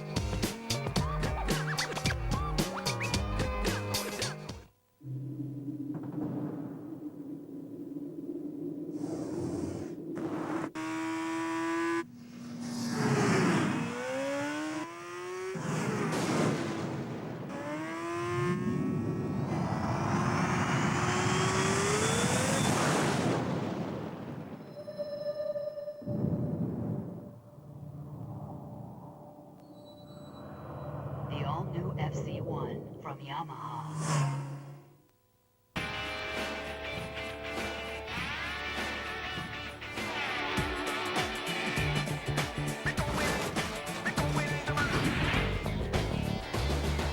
Just push play. Just push play. You gotta beat it anyway. Just push play.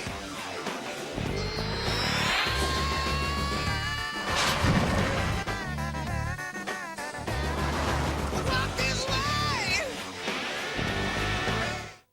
Can anybody find me somebody to love? Every day of my life, I work till I ache my bones. At the end of the day, I take home my hard-earned pay all on my own. Somebody, ooh, somebody, can anybody find me somebody to love?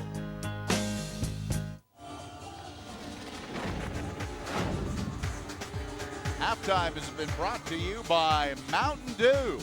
Do the do. As the Calgary Roughnecks head out trying to get something together, so too the Montreal Express. Let's take a look at the Canon Power Shot of the Half, brought to you by Canon, leaders in digital photography. Astonish yourself. Here we're going to see in the first quarter on the power play, Tracy Kaluski.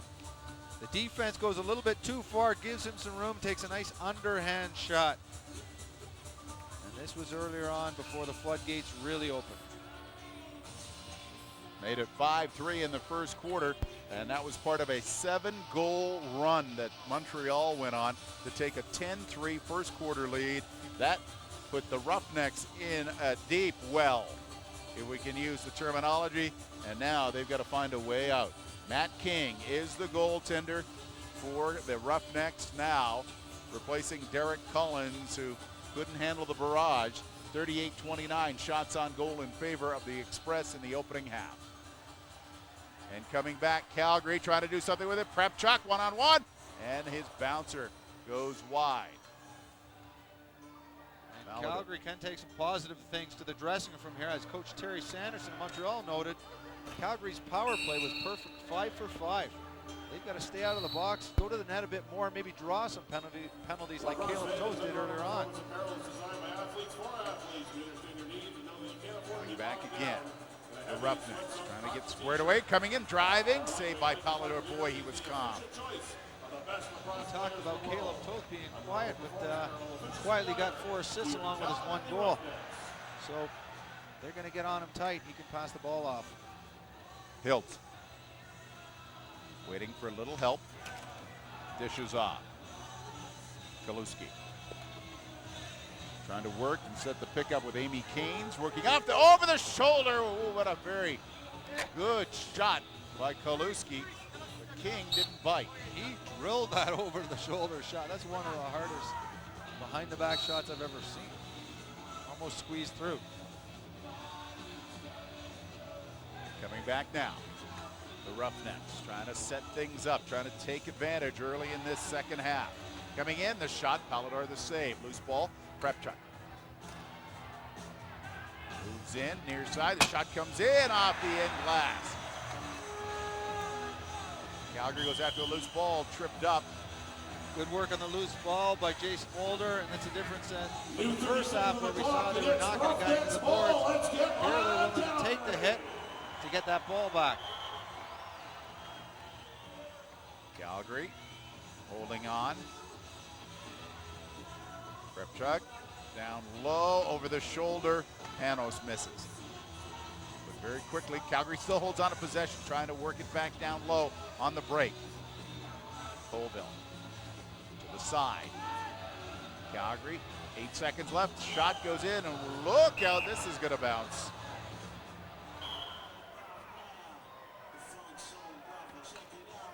Chris Panos has some tricky moves in his arsenal. He manages to get the shots. He's missed a few by just inches. Scored one already.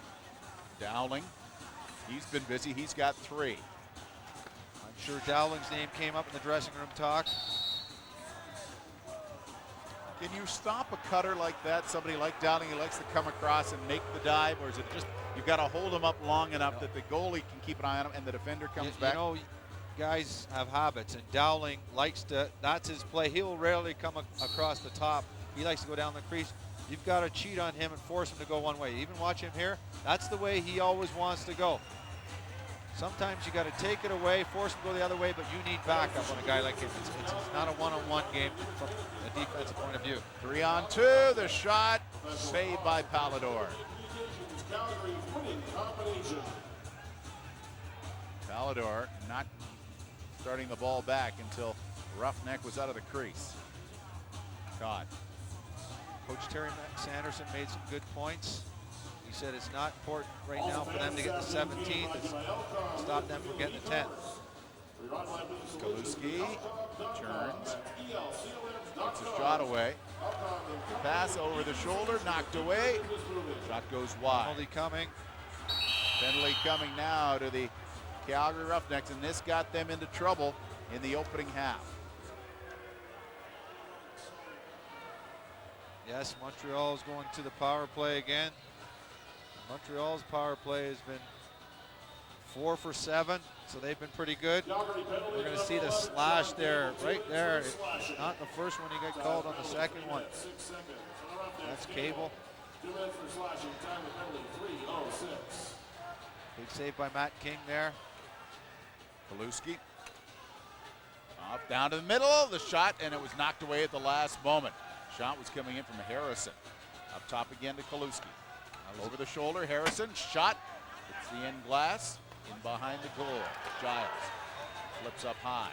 Montreal still controlling, out in front. Pass doesn't click to Harrison. And now 6 seconds left.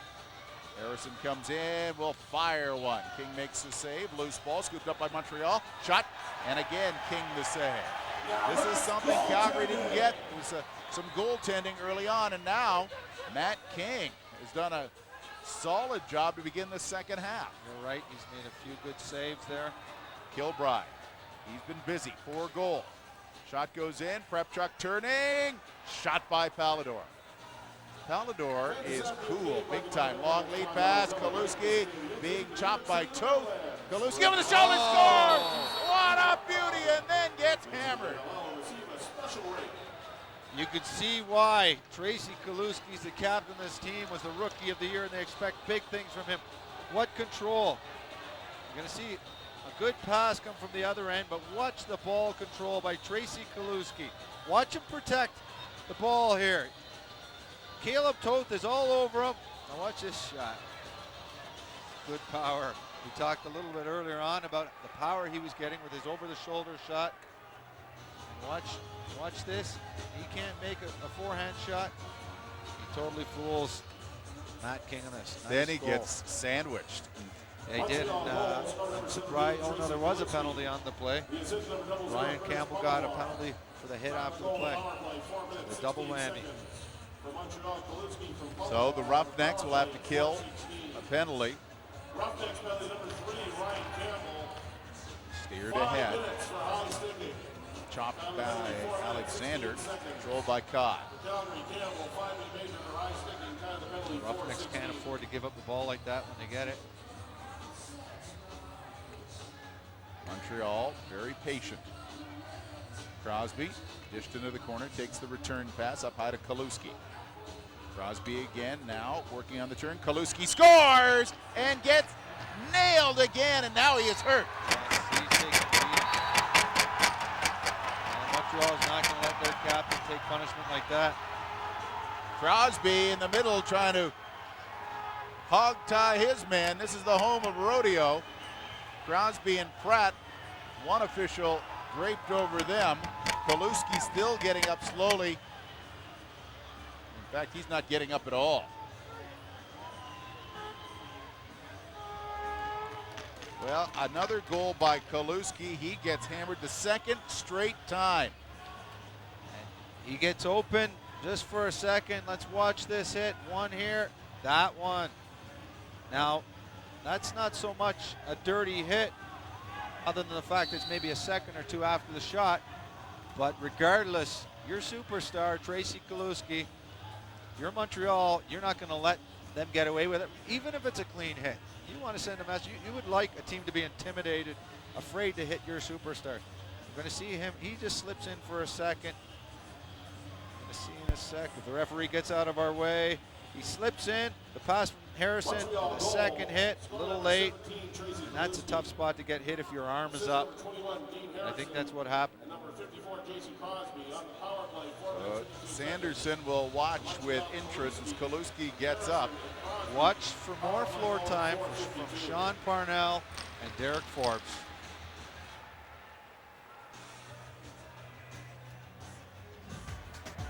Today's third quarter is brought to you by Dodge. Grab life by the horns.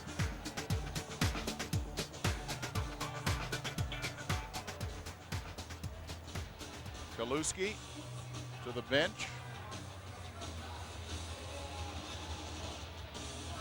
You have to send a message that certain guys in your team are untouchable. Now, this isn't a real bad hit, other than, like I said, it was a second or two after, but you want to send a message. If you're Montreal, you want to send a message to Calgary. Be careful with our superstar. Now, if you're Calgary, you want to continue to do that, but let's see who wins this battle, because I'm sure this isn't over. You're either going to see something happen right away, or you're going to see one of the superstars on Calgary get some rough treatment from Montreal.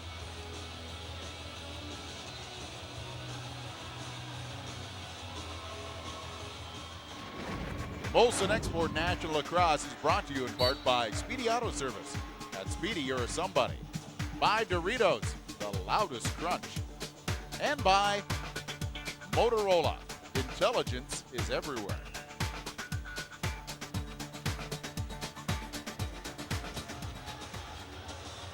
Let's join Roger Millions if he can sort this all out, Roger.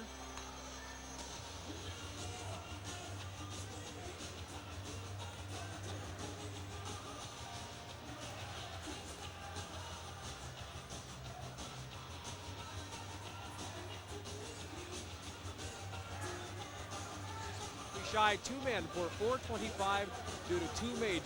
Chris Pratt gets nailed with a major as well. Two men off for at least 425. Well, this doesn't help the Calgary situation at all. Thank you, Roger. But charging right back in, trying to get something going. The shot, Palador makes the save. A diving Todd Katanchik. Montreal patiently getting set up. Kaluski, good to see Tracy Kaluski's back on the floor. Here comes Dowling. Digs in behind the goal. Sets up. The pass out. Dowling again over the shoulder. The pass didn't work. Calgary trying to get on the loose ball. So too, Amy Keynes. He's fighting for it along with Kaluski. Kaluski turns. Up with the loose ball. Over his shoulder. Keynes. His shot, and he is knocked down into the corner. Dowling digging for it, and submarine there was Frizzell. Calgary controls. Here's Alexander. The pass, he hits to the bench. Colville zigs and zags. Interesting. I thought perhaps he tried to get a shot away. Decided to wait. Well, it opened up for a second, but it closed up real fast on him. Looking out of the corners, Caleb Toth through a double team. He's grabbed. There's going to be a penalty coming to Montreal. Then they hack him as well. You saw it was a little bit of a slow reaction after Caleb took that shot. The rules changed now. It used to be a dead ball on a delayed penalty once a shot was taken, but now it's not until there's a possession. You see a holding call. This is the second time Caleb Toth has drawn a penalty from going to the net. You see two guys trying to take him. Oh, looks like more of a high stick than a hold. Call it whatever you want. Sean Parnell's going to the penalty box.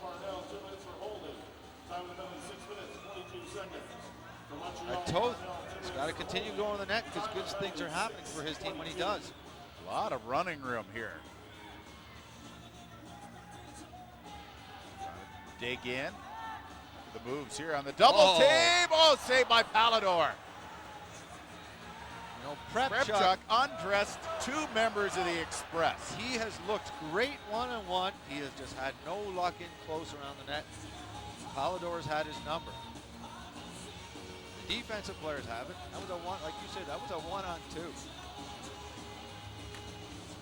Moving the ball, the Express. They score. Top corner, Kaluski. Oh, hurts so good. That's 3 in a row for Kaluski.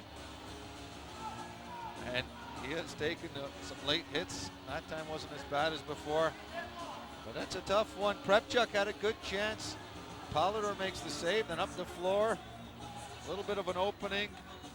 Watch Kaluski finds that corner. That's the extra couple inches. Those extra 3 inches of net he found there. And he took another couple of hits right after. I said before, I don't think this is over with the late hits on Kaluski. There'll be some retribution. If not today, Thursday, but my bet is today. It's all been Calgary, and it's all been Calgary in the box, and it's offensively been Montreal's Tracy Kaluski. The natural hat trick to begin the third quarter. He's now got 5 goals on the game. Yes, he's looked very good. That over-the-shoulder goal was a beaut. And he doesn't mind. You know, that's the sign of good goal scorers. They'll score even though they know they're going to get crunched. They like scoring so much, they don't care. You see some guys, when they know they're going to get a big hit, they tighten up a little bit. Sometimes don't catch the ball. Big scorers always take the hit. Colville in the corner. Swings high, the shot, Palador the save, loose ball, Palador again. Long lead pass, trying to get to it. Steve Penny bouncing. Calgary controls. Gentle little pass. Handle, and Colville gets caught coming back the other way by Dowling. Has to turn back to the ball. Down low, knocked down. It will be Calgary possession. 7:02 left to play in the third quarter. 3 goals by Kaluski has Montreal in charge. All right, it's birthday.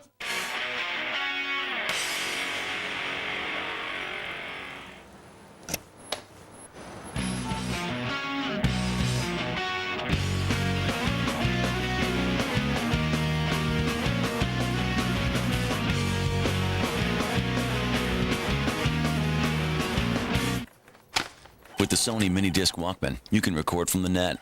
So wherever you go, your downloads go with you.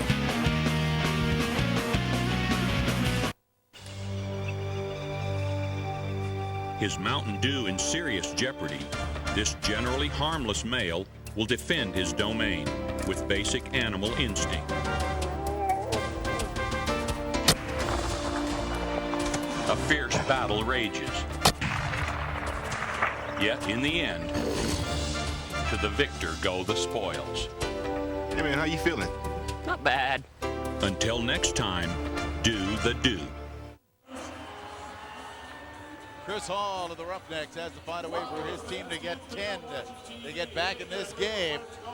And standing by, Roger Millions with the owner of the Roughnecks. All right, Rob, thanks very much. Brad Bannister's done an awful lot of work for a lot of months here, and I don't know whether you're that happy with the score, Brad, but it's a great crowd at the Saddle Dome, and it's a wonderful way to kick off your franchise. Yeah, it's good. It's good. I think there's almost 10,000 here right now, and you know, we stay out of the penalty box, maybe we'll be able to put on a better show. So now it's the time to concentrate on your team. What's your team got to do here to get back into it with a quarter and a half have left? Well, we got a bunch of big gunners. There we go. Right now, they're going to start playing to their caliber, the level right now. All right, Brad. Listen, congratulations for everything you've done, and good luck here. Yep, thanks a lot. Brad Bannister of the Calgary Roughnecks. This has been another Molson Export Bench Report. And Montreal trying to make it work. They score. Huge amount of time for Bruce Codd. Hey, Roughnecks fans. Yes, it pays off. And this is what we talked about earlier on, getting back very early in the game. This is what the factor was. And see, they're slowing the change. 4 on 3. See the Calgary defender just running back from the bench. But Montreal has managed to execute every play like this that they've had a chance. A slow change, they're making Calgary pay for it. That's Bruce Codd's second goal of the game. And the other thing with Montreal is their defensive players have good offensive touch. That was Bruce Codd. He's just basically playing backdoor on defense. That's his second goal of the game. 20-9, Montreal. And Montreal again on the power play because of the disadvantage to the Calgary Roughnecks after roughing up Kaluski. Oh, that ball took a Montreal bounce. Frizzell standing, waiting, and it kind of skittered backwards. Too far for Scott Frizzell again. He falls down, tripped on the turf, and hurt his knee. His knee kind of jammed on the seam just ahead of him. Frizzell turned, and his knee kind of buckled. So while I attend to Scott Frizzell, let's take a timeout. The Express 20, the Roughnecks 9. You're watching National Cross Action on Rogers Sportsnet. It orders pizza. It has an FM stereo so you can listen to music while waiting for pizza. It two-ways friends to come over for pizza. It has voice-activated dialing so you can order more pizza. Pizza. Without putting down your pizza. The Motorola V-Dot 120. Enjoy it with pizza. Can anybody find me somebody to love? Every day of my life, I work till I ache my bones. At the end of the day, I take home my hard-earned pay all on my own. Somebody. Can anybody find me somebody to love?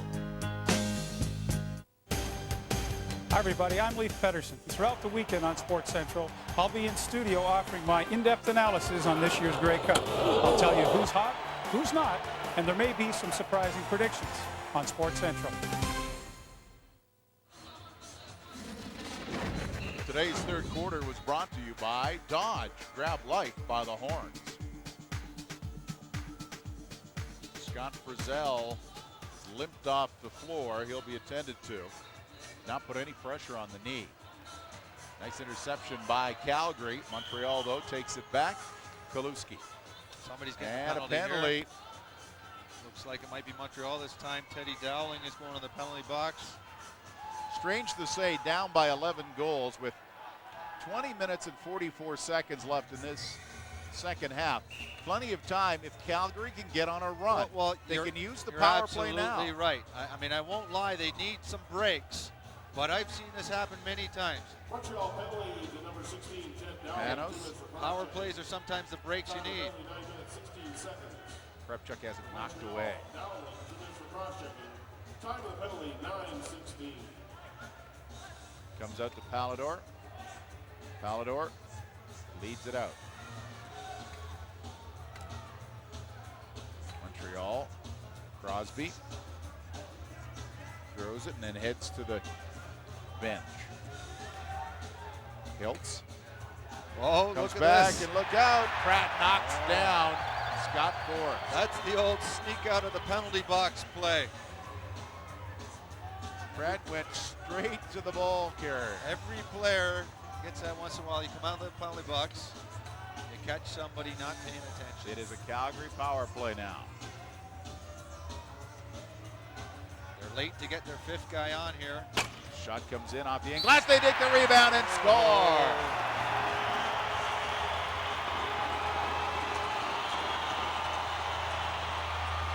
That is what they needed, Prepchuk. Yeah, Prepchuk, Johnny on the spot. You see the big shot again by Caleb Toth. Prepchuk just picks it up, puts it in. The first time he's been lucky in close. He's had a hard time on Polidor. Close in, he scored a goal earlier on from outside. Once again, Caleb Toth. Things happen. When he goes to the net, Montreal takes penalties. When he takes shots, if he doesn't score, somebody's getting a rebound. He's got to shoot a lot for Calgary to be successful. And Calgary picks one up. And I think Calgary's still been perfect on the power play. 6 for 6, is it? Yeah, they keep using it, so if they can get some power play activity going.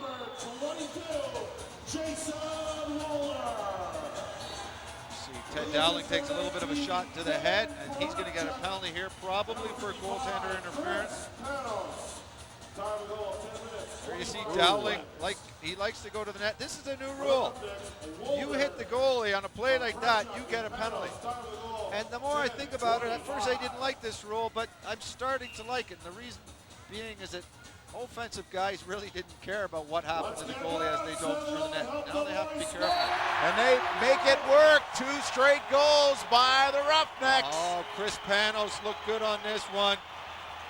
He's really developed into a great shooter. This is what you call a quick stick in lacrosse. Very much like your one-timer in hockey. The best offensive players haven't watched. You're going to see as Panos gets this ball. They move it around a bit. And watch when he gets it this next time. Right in. Beautiful. And it's the same as, like I said, a one-timer in hockey. The reason it works is because the goalie has to play out and respect the shot. Once he's out, the quick stick guy has an empty net if he uses that quick stick. Panos gets his second goal of the game. Coming in now, Kaluski dishes off. Shot scores! Talk about responding, Peter Locke. Set up by Kaluski. This is one thing that Montreal's managed to do every time Calgary gets a bit of momentum, starts getting the crowd back into it. Montreal seems to come back with a little heartbreaker. Nice backhand flip pass. The defense probably could have played him a little tougher on that. He had too much time, Peter Locke, to wind up and take a shot. His first goal of the season and the game. Parnell comes in, shot saved by King. Goes back up. Colville digs in, up high, swings off. Colville shot. Polidor makes the save. Polidor, Kai. Kai flips it ahead, hits for the bench. Amy Caines. Caines looks, turns away from the double team, backs off, waits for a little help. Giles now digs towards, coming in, it's in the crease. Possession for Calgary. 21-11 the score, 3:02 left. Alexander rumbles down the floor. Pass off, shot off the end boards. Loose ball scooped up by the Roughnecks. Saved by Polidor, he didn't see it. Loose ball now to Polidor, worked off the boards. Oh, look at this long lead. Here comes Montreal. King can't stop it. Oh, Joey Hiltz. Joey Hiltz shows why he's been one of the top scorers in Canadian lacrosse the last 10 years. Wait till you see this subtle little move that he puts on Matt King. Now, here's another nice pass by Polidor. We talked about the stick he has. But watch Joey Hiltz put on this little move, forehand. The last second he puts on a little move, brings it over to the short side. Scores like that make it look very easy. Believe me, it's not easy for everybody. A little extra room too now this season, an extra 3 inches, and Hiltz went to the corner. Joe Hiltz from Peterborough gets his second goal of the game. Ted Dowling slowly goes into Calgary territory. 15 left on the shot clock. Dances around. Waits low. Overhandled the ball. Lost it. Got a back shot. Bounces wide. Cable coming back. Cable looks over his shoulder, trying to get some help. Cable backing up. Shot comes in. Shot not able to come in. Trying to handle the ball. Cable takes possession again. Puts it down low. And far side shot. Hits an ankle on the way through. Walder. That hit Scott Forbes right on the ankle. That's got to hurt. Right in front. Ball scooped up over the shoulder. Panos. He didn't know that was going. Panos takes the extra shot and an extra shot return as the Montreal. And now we've got a scrap going. And everybody's coming and wailing away. The Roughnecks holding up. That's Parnell, but it looks like Forbes is going to go with somebody here too. And Toth waited. And now we've got a little more as frustration goes. Forbes is getting ready to go. Campbell tries to get in. Got Campbell and Parnell. Hiltz is there. Toth heads to the penalty box while Forbes is wrestling. That's Ryan Campbell, isn't it? Can't see what Ryan Campbell would have been on offense there. Well, he swung in to grab a sweater. I think he went from offense to being involved. Well, we talked earlier about Tracy Kaluski taking some late shots. Probably the two guys on Montreal that are best at this kind of thing are Sean Parnell and Scott Forbes. Parnell's already gone for a seat. Here's Rob DeZormo. Here's Ryan Campbell coming back along with Scott Forbes. Oh, look, it's an equipment sale in Calgary.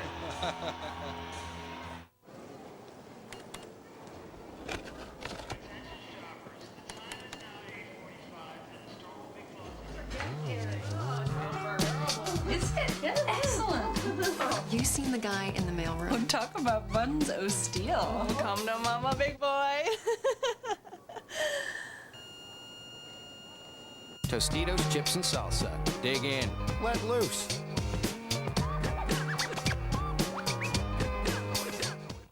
Mr. Fletcher, Mr. Smith, heads it's Wendy's chicken bacon Swiss, tails it's Wendy's bacon Swiss cheeseburger. Call it in the air. Tails. Heads. Heads. No, heads. Heads. No, I mean tails. Can't decide between Wendy's delicious new chicken bacon Swiss and Wendy's delicious new bacon Swiss cheeseburger? Each topped with hickory smoked bacon and processed Swiss? Try them both. It's win-win. Hey, Fry Man, over here. Here you go. For girls and boys, it's a fact. In every Wendy's kids meal, Grinch toys are back. Climb every mountain, ford every stream, follow every rainbow, till you find your dream. Yamaha's ultimate ATV sale. 7.9% financing and a whole lot more. See dealer for details. His Mountain Dew in serious jeopardy, this generally harmless male will defend his domain with basic animal instinct. A fierce battle rages. Yet in the end, to the victor go the spoils. Hey man, how you feeling? Not bad. Until next time, do the do. You know, it's tough to find a good location in Calgary because right now the Express and the Roughnecks are taking up residence in the penalty box, and this is how it happened. And this is just a little bit of a late hit, bit of escalation. You knew tempers were high to begin with. You see Forbes and Caleb Toth get going, and Toth shows some skills that I didn't know he had.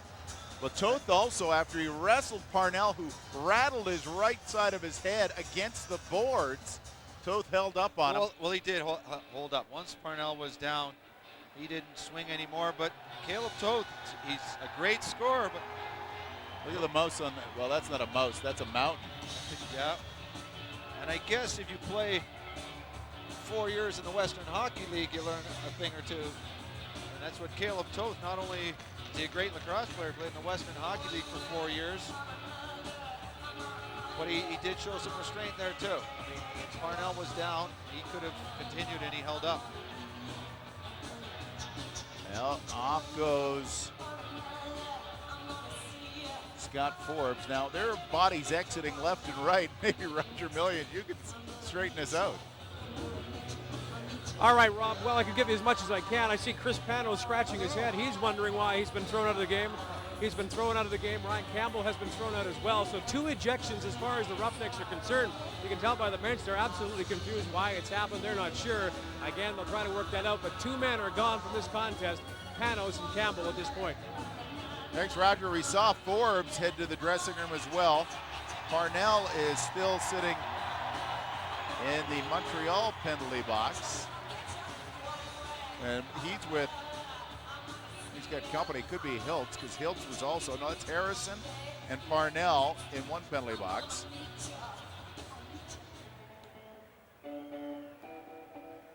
Take a look at the breakdown of the 2 rosters here. Yeah, here you see some of the experienced guys that have played in this league, pretty much even. And you can see that Montreal is basically an Eastern team and Calgary's Western team. 14 guys on Calgary played in the West, and almost vice versa in Montreal. All OLA guys. They got a few Western guys who were playing in the OLA. More bodies going in. Hiltz has now got out of the penalty box to join Harrison and Parnell. Here you see Joey Hiltz getting involved, and he's not a fighter. He's just trying to hold on to a man here. There's Panos and Forbes. Scott Forbes and Panos. The thing that often happens Hiltz, now, look at Hiltz, just going, why me? That's right. Don't put me in that penalty box. But you see Scott Forbes trying to take the mask off. Panos there. Prepchuk. And out of all this, it looks like Calgary's got a power play. Prepchuk swings away from the boards. Up high. Ball movement now. The shot saved by Pallador. He's been a definite difference in the game. Lock. Right up the board in front of the benches. Last minute of play in the third quarter. Dowling dancing around. Final minute of the third quarter. 22-11. 5 minutes for fighting. And number 43, Scott Forbes. 2 minutes for aggressor. 5 minutes for fighting in a game misconduct. Yeah, you see the shots on net. 51-44. They score! Moving around, Jason Crosby. Bounced one in, his 4th. And a shorthanded effort. And we just saw the shots a while ago are not that indicative of the score, but Montreal has managed to make the most of their opportunities. Here you see Teddy Dowling finds him, the defense let up just a little bit. Jason Crosby, I'm sure that's a bit of a surprise for Montreal that he'd have 4 goals at this point. He is a good all-around player, a bit of offense and defense, but they're not expecting numbers like this from him. It's always a bonus when guys chip in, defensive guys. Trying to get set. Minute left on the power play for Calgary. The second shorthanded goal for Montreal. Every time it looks like Calgary's about to get something going, Montreal counters, and there's another good stop by Pallador. Montreal goal. Another penalty for And a Montreal. slash coming up. So now opportunity sits here for Calgary. And number 27, Peter Locke. Time of 14 minutes, 13 seconds. Turning and finding a seat in a very crowded penalty box is MacArthur. There you're going to see a one-handed slash by MacArthur.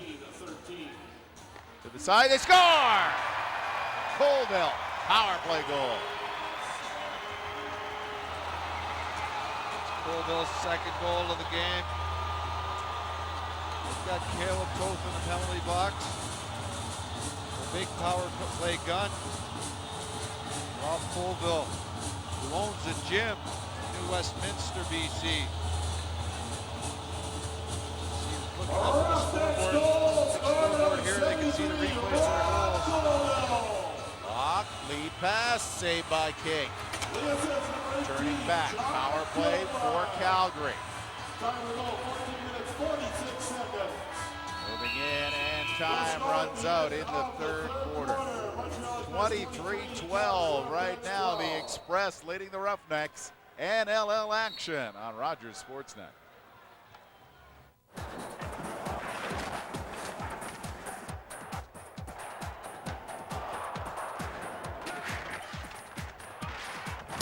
Sherry's Lucky 13.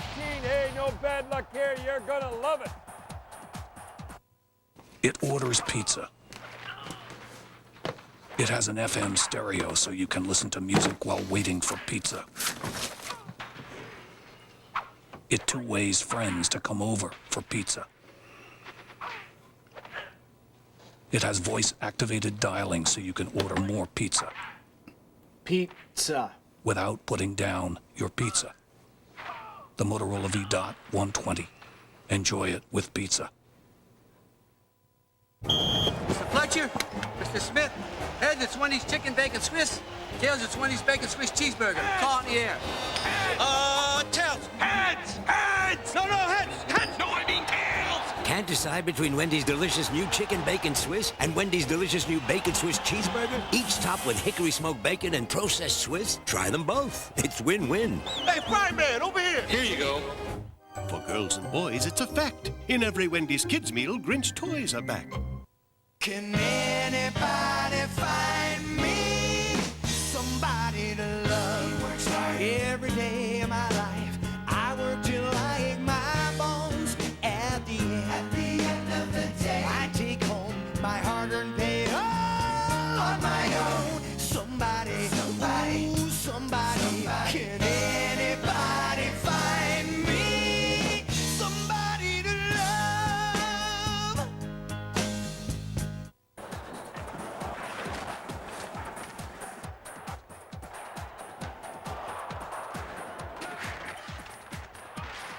Don Sherry's Lucky 13. Hey, no bad luck here. You're gonna love it. It's crunch time, brought to you by Doritos, the loudest crunch. And this crunch starts from the goal out. Yep. Saved by Makes Pallador. a big save, and look at this stick. And this is, you're going to see a lot of skills on this play by Tracy Kaluski. Finally with his shot. Oh, it's a beauty, but then he pays the price. Campbell levels him. That's a Toth double held him crunch. up. Yeah. Crunch on the scoreboard, and Kaluski. 23-12 entering the fourth quarter. Montreal, power play for the Roughnecks. Ball movement, Prepchuk, back up top again. Wolder, the double team, back down low. Prepchuk, shot saved by Pallador, and the rebound was scooped up by Locke. Locke starts out under pressure. Dust dumps it over the midway mark of the floor, and Alexander's being held by Locke. Prepchuk again, dumps it up. Pratt to the side. Pallador just got a piece of it. Still Calgary ball. Pratt scores again. They just can't seem to beat the Express netminder. Blowing it down again. Back up the top. Wolder shot, scores! Pick that corner. Oh. This is just a great shot. They weren't giving them much either. You watch the defenders on Montreal with the sticks up as they should be, not letting them step in, but this is just a perfect shot. The top corner there, you see the wind up. Once in a while, you just got to give credit to the shooter. Just a great shot. And sometimes that's all you can do. You play your defense, you make a great play, say good goal. Calgary comes back again, saved by Pallador. Loose ball, Todd pushes it aside, dumps it off. Aiken. Little flip to Kaluski back to Aiken, didn't work. Down low, nice. King stayed all the way with Howard. Oh, and on the rebound, look who's there, Amy Caines. And that's the story of this game. Every time Calgary scores a goal, Montreal comes right back and usually gets two. And this is just a loose ball. You're going to see nice play. Dowling doing what he does best, a quick release, but Calgary should have had this ball. Amy Caines is all over it. And Amy Caines played for Terry Sanderson this summer. Last year he played for Columbus. Didn't have big stats, just 4 goals, but he's blossoming. Scored a lot of points this summer for Brampton. Went to the Mann Cup, had a big Mann Cup series, even though they lost. He reminds me a little bit of Toth, the way he plays. Tall, lanky, goes to the net hard. Dowling, and it picks. Look at the Dowling dive work again. Yeah, we talk about somebody going to the net hard. Holy cow. His 4th goal of the game, Ted Dowling. And I talked about earlier how he's much more dangerous when he doesn't have the ball, but tonight he's shown that he doesn't mind going one-on-one. Yet, you can show any one of his goals. How many goals has he scored like this, Rob? Oh, all of them. Exactly, they all look the same. And I would think that when Montreal watches this game later, they're going to come back next week and make sure not to give Ted Dowling the book on him. And they know him too. Chris Hull coaches him in the summer. He was the leading scorer for the Western Lacrosse Association for Victoria. When they face those dirty running, clutching running, And intercepted, neatly picked off. Oh, nice little move there. Crosby. Here comes Crosby. And across as a man all alone, they score! In a game like this, they left them all alone, and Montreal, Calgary gets one, Montreal keeps adding more. And Zach Aiken scores a goal for Montreal, but this is a big play by Crosby, who's had a strong game, made an interception, beat a man, and passes it to Zach Aiken, another one of Terry Sanderson's favorite guys. He played for Brooklyn Senior B last summer. And Terry said he was very impressed with him in the training camp. Aiken's first goal of the game at 2:17 of the fourth quarter. 26-13 to score. Once again, the Montreal goal. Let's join Roger Millions with a man who's been on the score sheet quite a bit. All right, no doubt about that, Rob. Tracy Kaluski, you have been on fire, and basically your team has as well. Why have things gone so well for the Express here at the Saddledome today? Everybody contributed. You know, we got 15 guys, and every guy has done something. You know, a couple weeks ago, we went along and said what everyone's role was. Everyone said what their role was, and everyone's fulfilling their job tonight, and just everyone contributing. Tracy, I got to ask you about the brouhaha that was down in the third quarter. You were involved. You got a big shot in the ribs. First of all, how are you feeling, and how do you think your team's responded since everyone got so involved out on the floor? No, it's the response is unbelievable. You know, it's payback. You know, they're going to go after me and hit me dirty like that. Our guys are going to go out and we're going to play physical as well. But just for myself, it was just knocked the wind out of me. I just wanted to stay down, get a little breather. That's about it. Tracy, great match for you. Thank you. Yeah. Tracy Kaluski, another Molson Export bench report. Chris Hall has to wonder what he can do. Every time Calgary gets one, Montreal comes back with a couple. Yeah, and you know, one of the stories of the game here, Montreal's got 4 guys that just play defense. Zach Aitken, Bruce Codd, Brad MacArthur, Sean Parnell. They've got 5 goals between them. They're defensive players. And they've flopped goalies again for Calgary. Collins is back in and giving King a breather now. And you're right, at this point, it's just give him a breather. Behind. Katanchik tried to get something going. Loose ball scooped up. Bruce Codd. Pass knocked away. Controlled now by Hilliard. Alexander all by himself. We want to wish you a very happy 9th birthday. Happy birthday, buddy. Alexander, his pass, shot. Panos makes the save. Checked that was Polidor. Coming back. The Express, Kaluski. Looking down low. Hiltz. Pushes inside all by themselves. You're absolutely was Dean right. Harrison. Nobody followed Harrison. I think Dean was shocked that he had so much time. He could have probably backstepped and had a better angle on that. Alexander moves in, tries to get a shot away, waits. Up high, swings it down low, and he heads to the bench.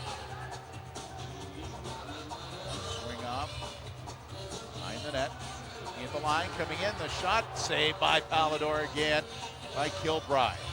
Kilbride's had a good game for the Roughnecks. Tracy Kaluski made a good point. He said that everyone on his team knows their role and accepts it.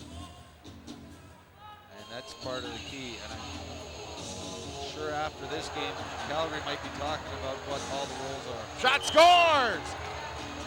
Now that might be, no, they are going to call it because coming through, Amy Caines was knocked down in the crease. He was walking out. Collins led up enough that he may have been screened by the player leaving the crease. And another stretch of Montreal goals, 4 in a row, makes it 27-13. It was Peterborough's Joey Hilt scoring his 3rd goal. Yeah, you see Amy Caines going down there in the crease. And yeah, provided a good screen as he got up. We're gonna say, oh, see, that's a little shot there. But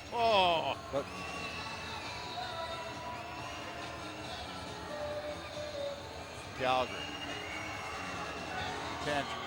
Montreal goal, scored by number 16, Moves in. Ted Galloway. Bumped once by MacArthur, trying to find some room.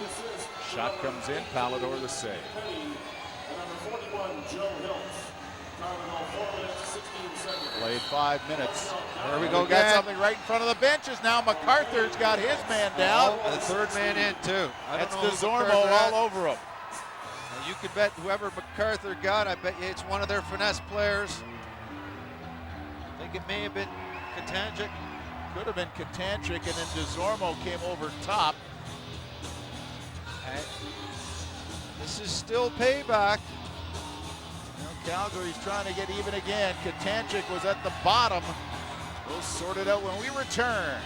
Molson Export National Lacrosse.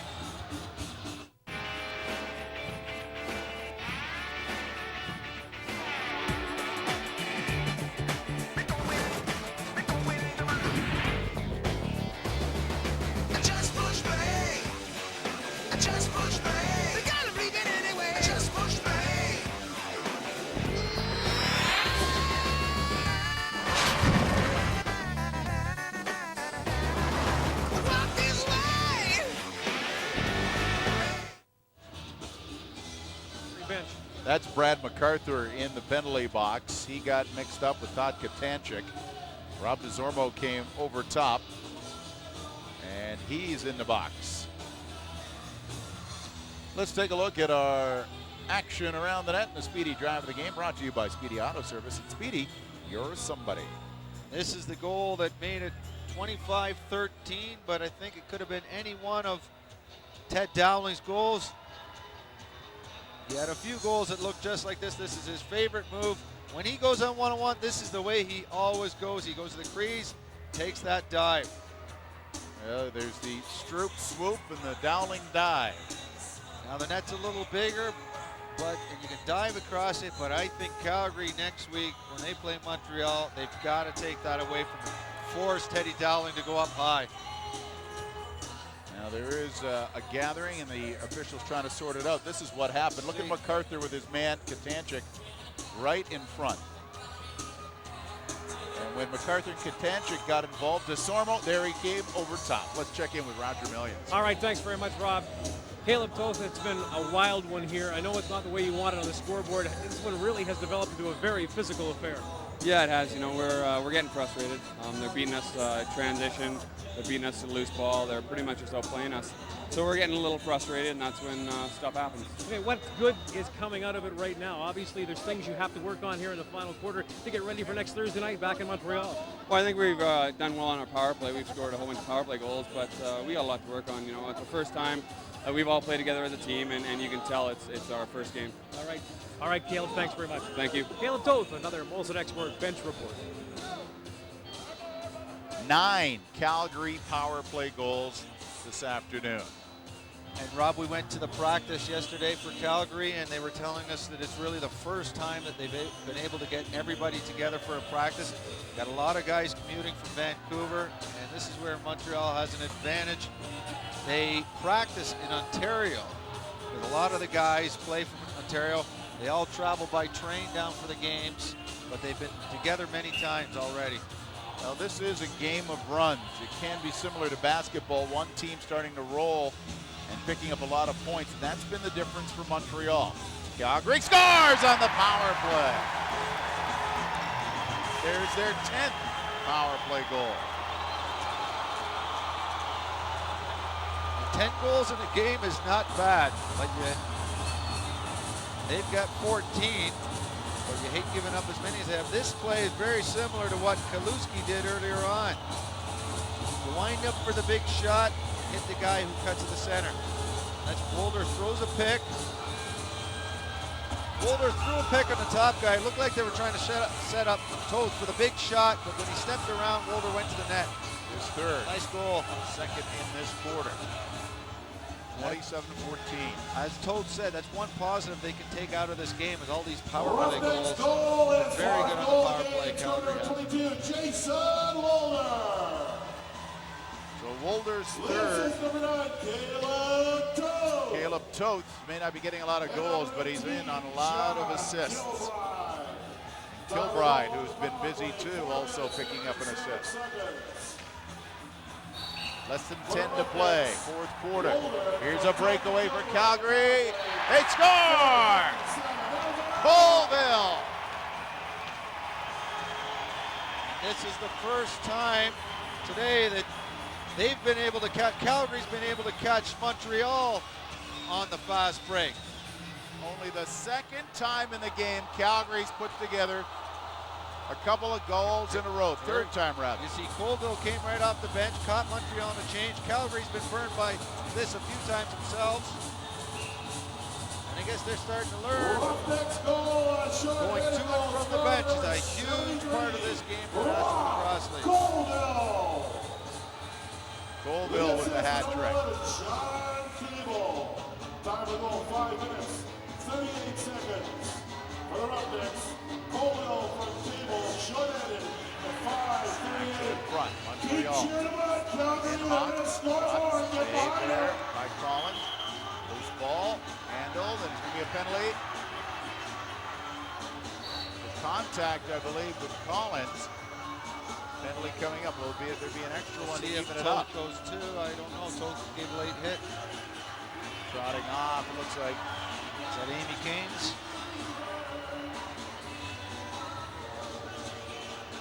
It is Joe Hiltz. Joey Hiltz.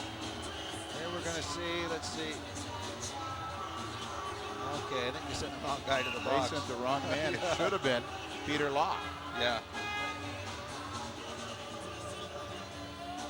Oh, we get to see this power play gets to practice. They've been doing well. Saved by Palador. Loose ball in front. He's got a heavy shot. 8:30 left to play, fourth quarter. 27-15 in favor of the Express. Time of the penalty, 6:08. Come on, Calgary, it's a Roughnecks power play. Get on it. Dowling from the corner.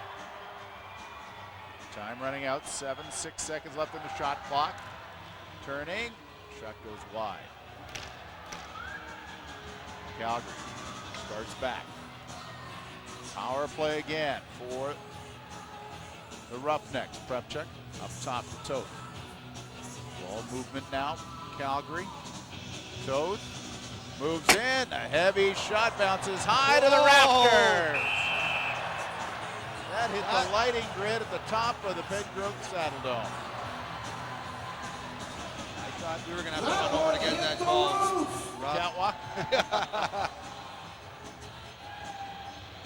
Coming back is Bruce Codd to Kaluski. Kaluski, 5 goals in the game. Drawing the attention, Hillier watching him. Kaluski steps in and turns away. Kaluski flips it over his shoulder. Dean Harrison digging in behind the goal. Collins takes control. 7:10 left to play, fourth quarter. 12 goals the difference.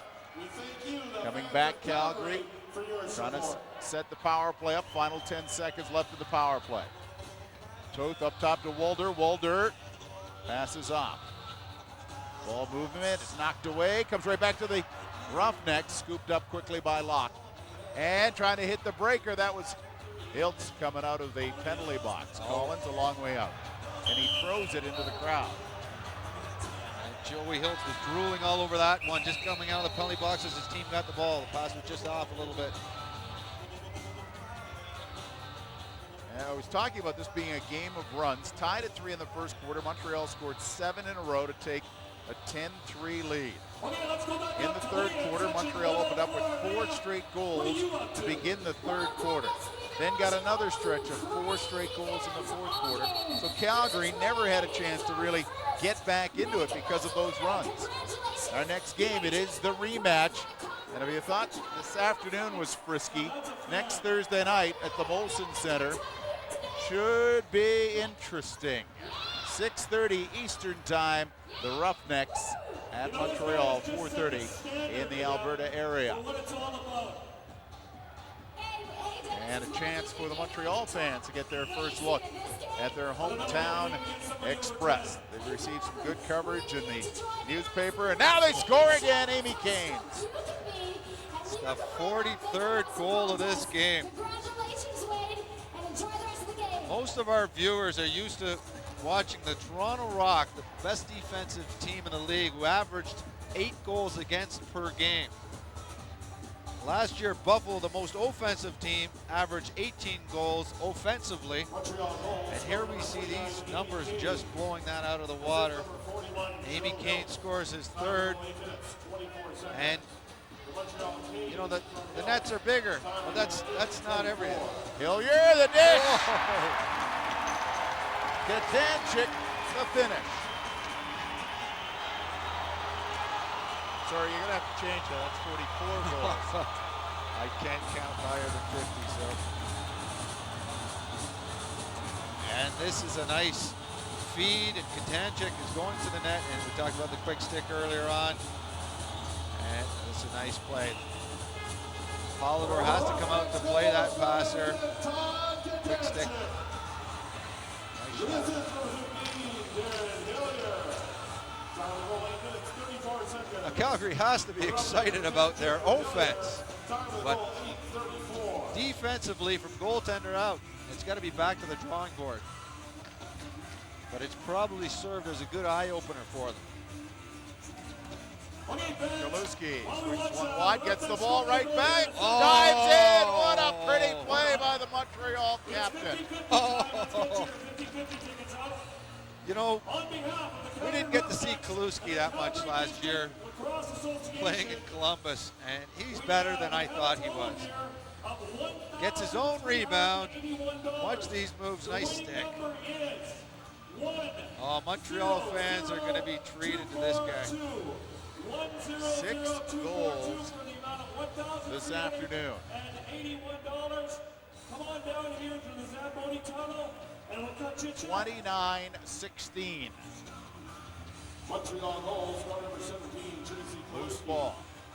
And out comes Collins a long way, but it's whistled down. It will be a possession, Calgary. 9 minutes, 5 seconds.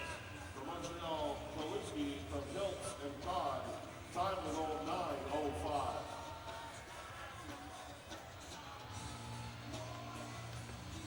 And the penalties coming up. Oh, and a drop stick is Caleb Toth. Sees a squandered opportunity as they were in the offensive zone, but they do get the power play. This is Parnell who's going to the penalty box.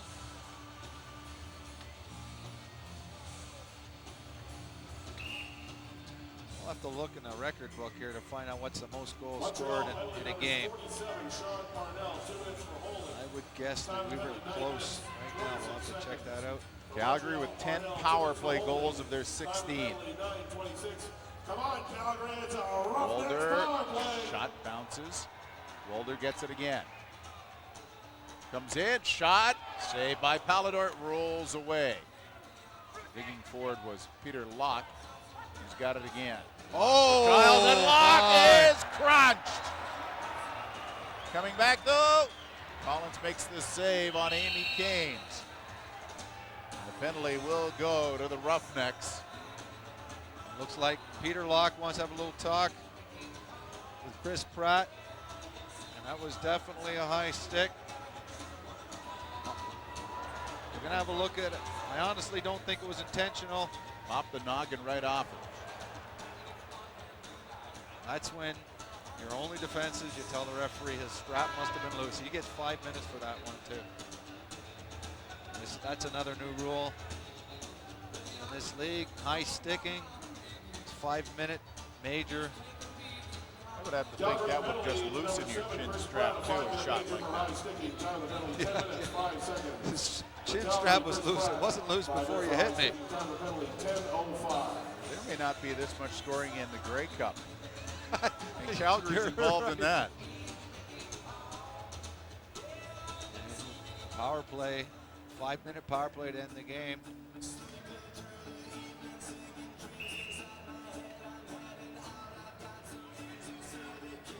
Four still. Coming back, the Express, very patient, digging in behind the goal, coming out, trying to get a shot away, saved by Collins. Nifty little move too. Nice backhand. Ted Dowling's been absolutely dangerous every time he's on the floor. Hilliard heads back.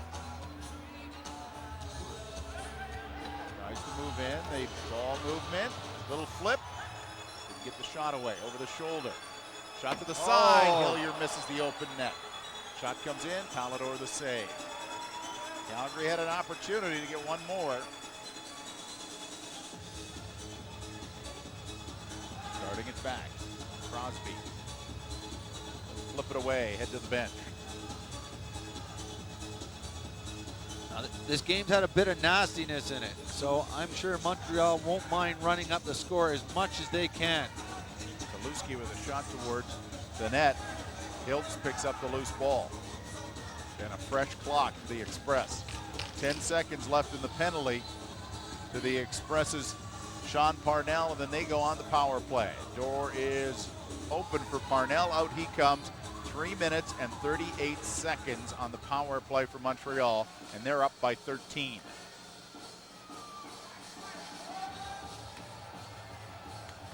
Flip, the shot, scores! That looks like Dean Harrison scores. He's got a few today. That's his third goal to go along with 3 assists. The shooting has been terrific for Montreal. Another point for Kaluski. And they're still on the power play. 11:41, the time of the goal. Harrison making it 30-16. Well, coming in, we knew it'd be high scoring. We thought it would be a little tighter, though, than a 14-goal spread. Well, you know what? We heard Chris Hall talking earlier on, and he did say his offense, he'd have good offense. He didn't come out to say his defense was weak, but you almost got the impression he wasn't as confident in his defense. And I spoke to Ryan Campbell, who sort of, the way the defense has been slagged a bit by the local media, took it as a bit of a challenge, but they definitely have to regroup. But I don't think you can blame the players totally. That the goaltending has not been good. I don't know what they can do about that in the short term. Back Kaluski over the shoulder with Henhock. Henhock moves in, his pass intended for Matt Giles. Giles now has it in the corner to the side, and look who's there. Ted Dowling, another power play goal, number 31 for the Montreal Express, and this train is rolling. Kaluski's been fantastic this game. He helped them get the loose ball, but Ted Dowling has not been too far behind doing what he does best. Last year, Dowling had an off year with only 14 goals. He scored over 200 goals in this league. He's played 10 years. With his high 45 2 years ago. 5 goals so far today. I'll say he might catch his 14 goals in a couple weeks. Tracy Kaluski will go rocketing to the top of the NLL scoring stat. What's he at now, Rob? About 1 million points by my rough count. Henhock to the far side. The shot comes in and scores! Skips in, and Harrison gets another power play goal for the Express. That's his 4th. And that is ending the power play because of the mercy rule. There is a rule, 3 goals and the penalty expires. Now who's in that now? Is that Matt King or Derek Collins? He was screened on It is this still one. Collins, yeah. You saw him gesture with his arms that he couldn't see it. Coming back, saved by Polidor. Montreal goals, number 21, Dean Harrison. Assist number 88, Jason Henhock. Number 49, Amy Gaines. Let's join Roger Millions. Rob, I can tell you this, the Montreal Express can't wait for the rematch next Thursday. All are talking about it. Brad MacArthur, who's out of the game, said to me, he said they are ready for the game on Thursday against Calgary. They're maybe way up by 16 at this point, but they can't wait to get back at the Molson Center on Thursday night. Well, if they have this kind of offensive output, Roger, fans in Montreal are going to love it. They haven't seen lacrosse like this since the Quebecois. Coming in, shot saved by Polidor, and that hurt off the shoulder. And Polidor is going to try to move that off. He looked like that hurt. Mentioned the Quebecois, the old National Lacrosse League.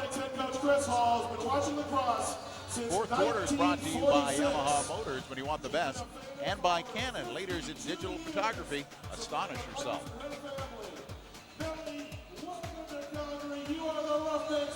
Rob, you mentioned the Quebecois, the old National Lacrosse League. That was in the 70s. We had teams from Quebec and Montreal. Coach Terry Sanderson played for the Quebec team. As Calgary scores another goal, I think it was that Kilbride or Colville? Colville getting his fourth. Let's see. Another power play.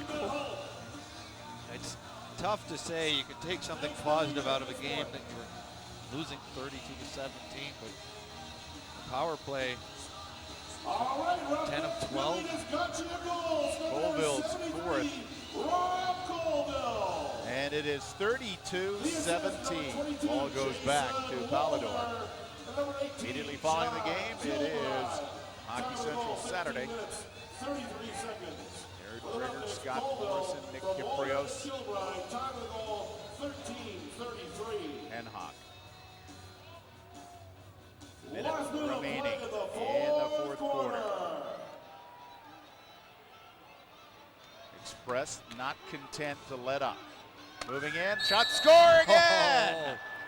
Ted Dowling's fifth. And Paul Ravery waved that off. I think Crease violation before the ball went in. Well, it wasn't Ted Dowling in the crease, I can tell you that. But maybe that was for the earlier goals he scored. Dowling's looking around going, what do you mean they're taking it away? It's a retroactive crease violation for his first goal. Coming in Prepchuk. Oh, a dive. Side was shut down. Coming up the loose ball, Calgary. In behind Prepchuk. Couldn't get the quick shot away. Loose ball, though, scooped up by Caleb Toth. Has it chopped away by Henhock. Toth has it again. Steers it back. It's controlled by Bruce Codd. Codd has been very solid. Of course, you could say that right now about anybody on the Montreal Express. You're right. 32-17, time running out, and this will end the game. And Ted Dowling, who had a goal taken away, will be named the Molson Export Player of the Game. 10 points for Dowling. Today's Player of the Game brought to you by Molson Export at X today. National Lacrosse League action has been brought to you by Molson Export at X today.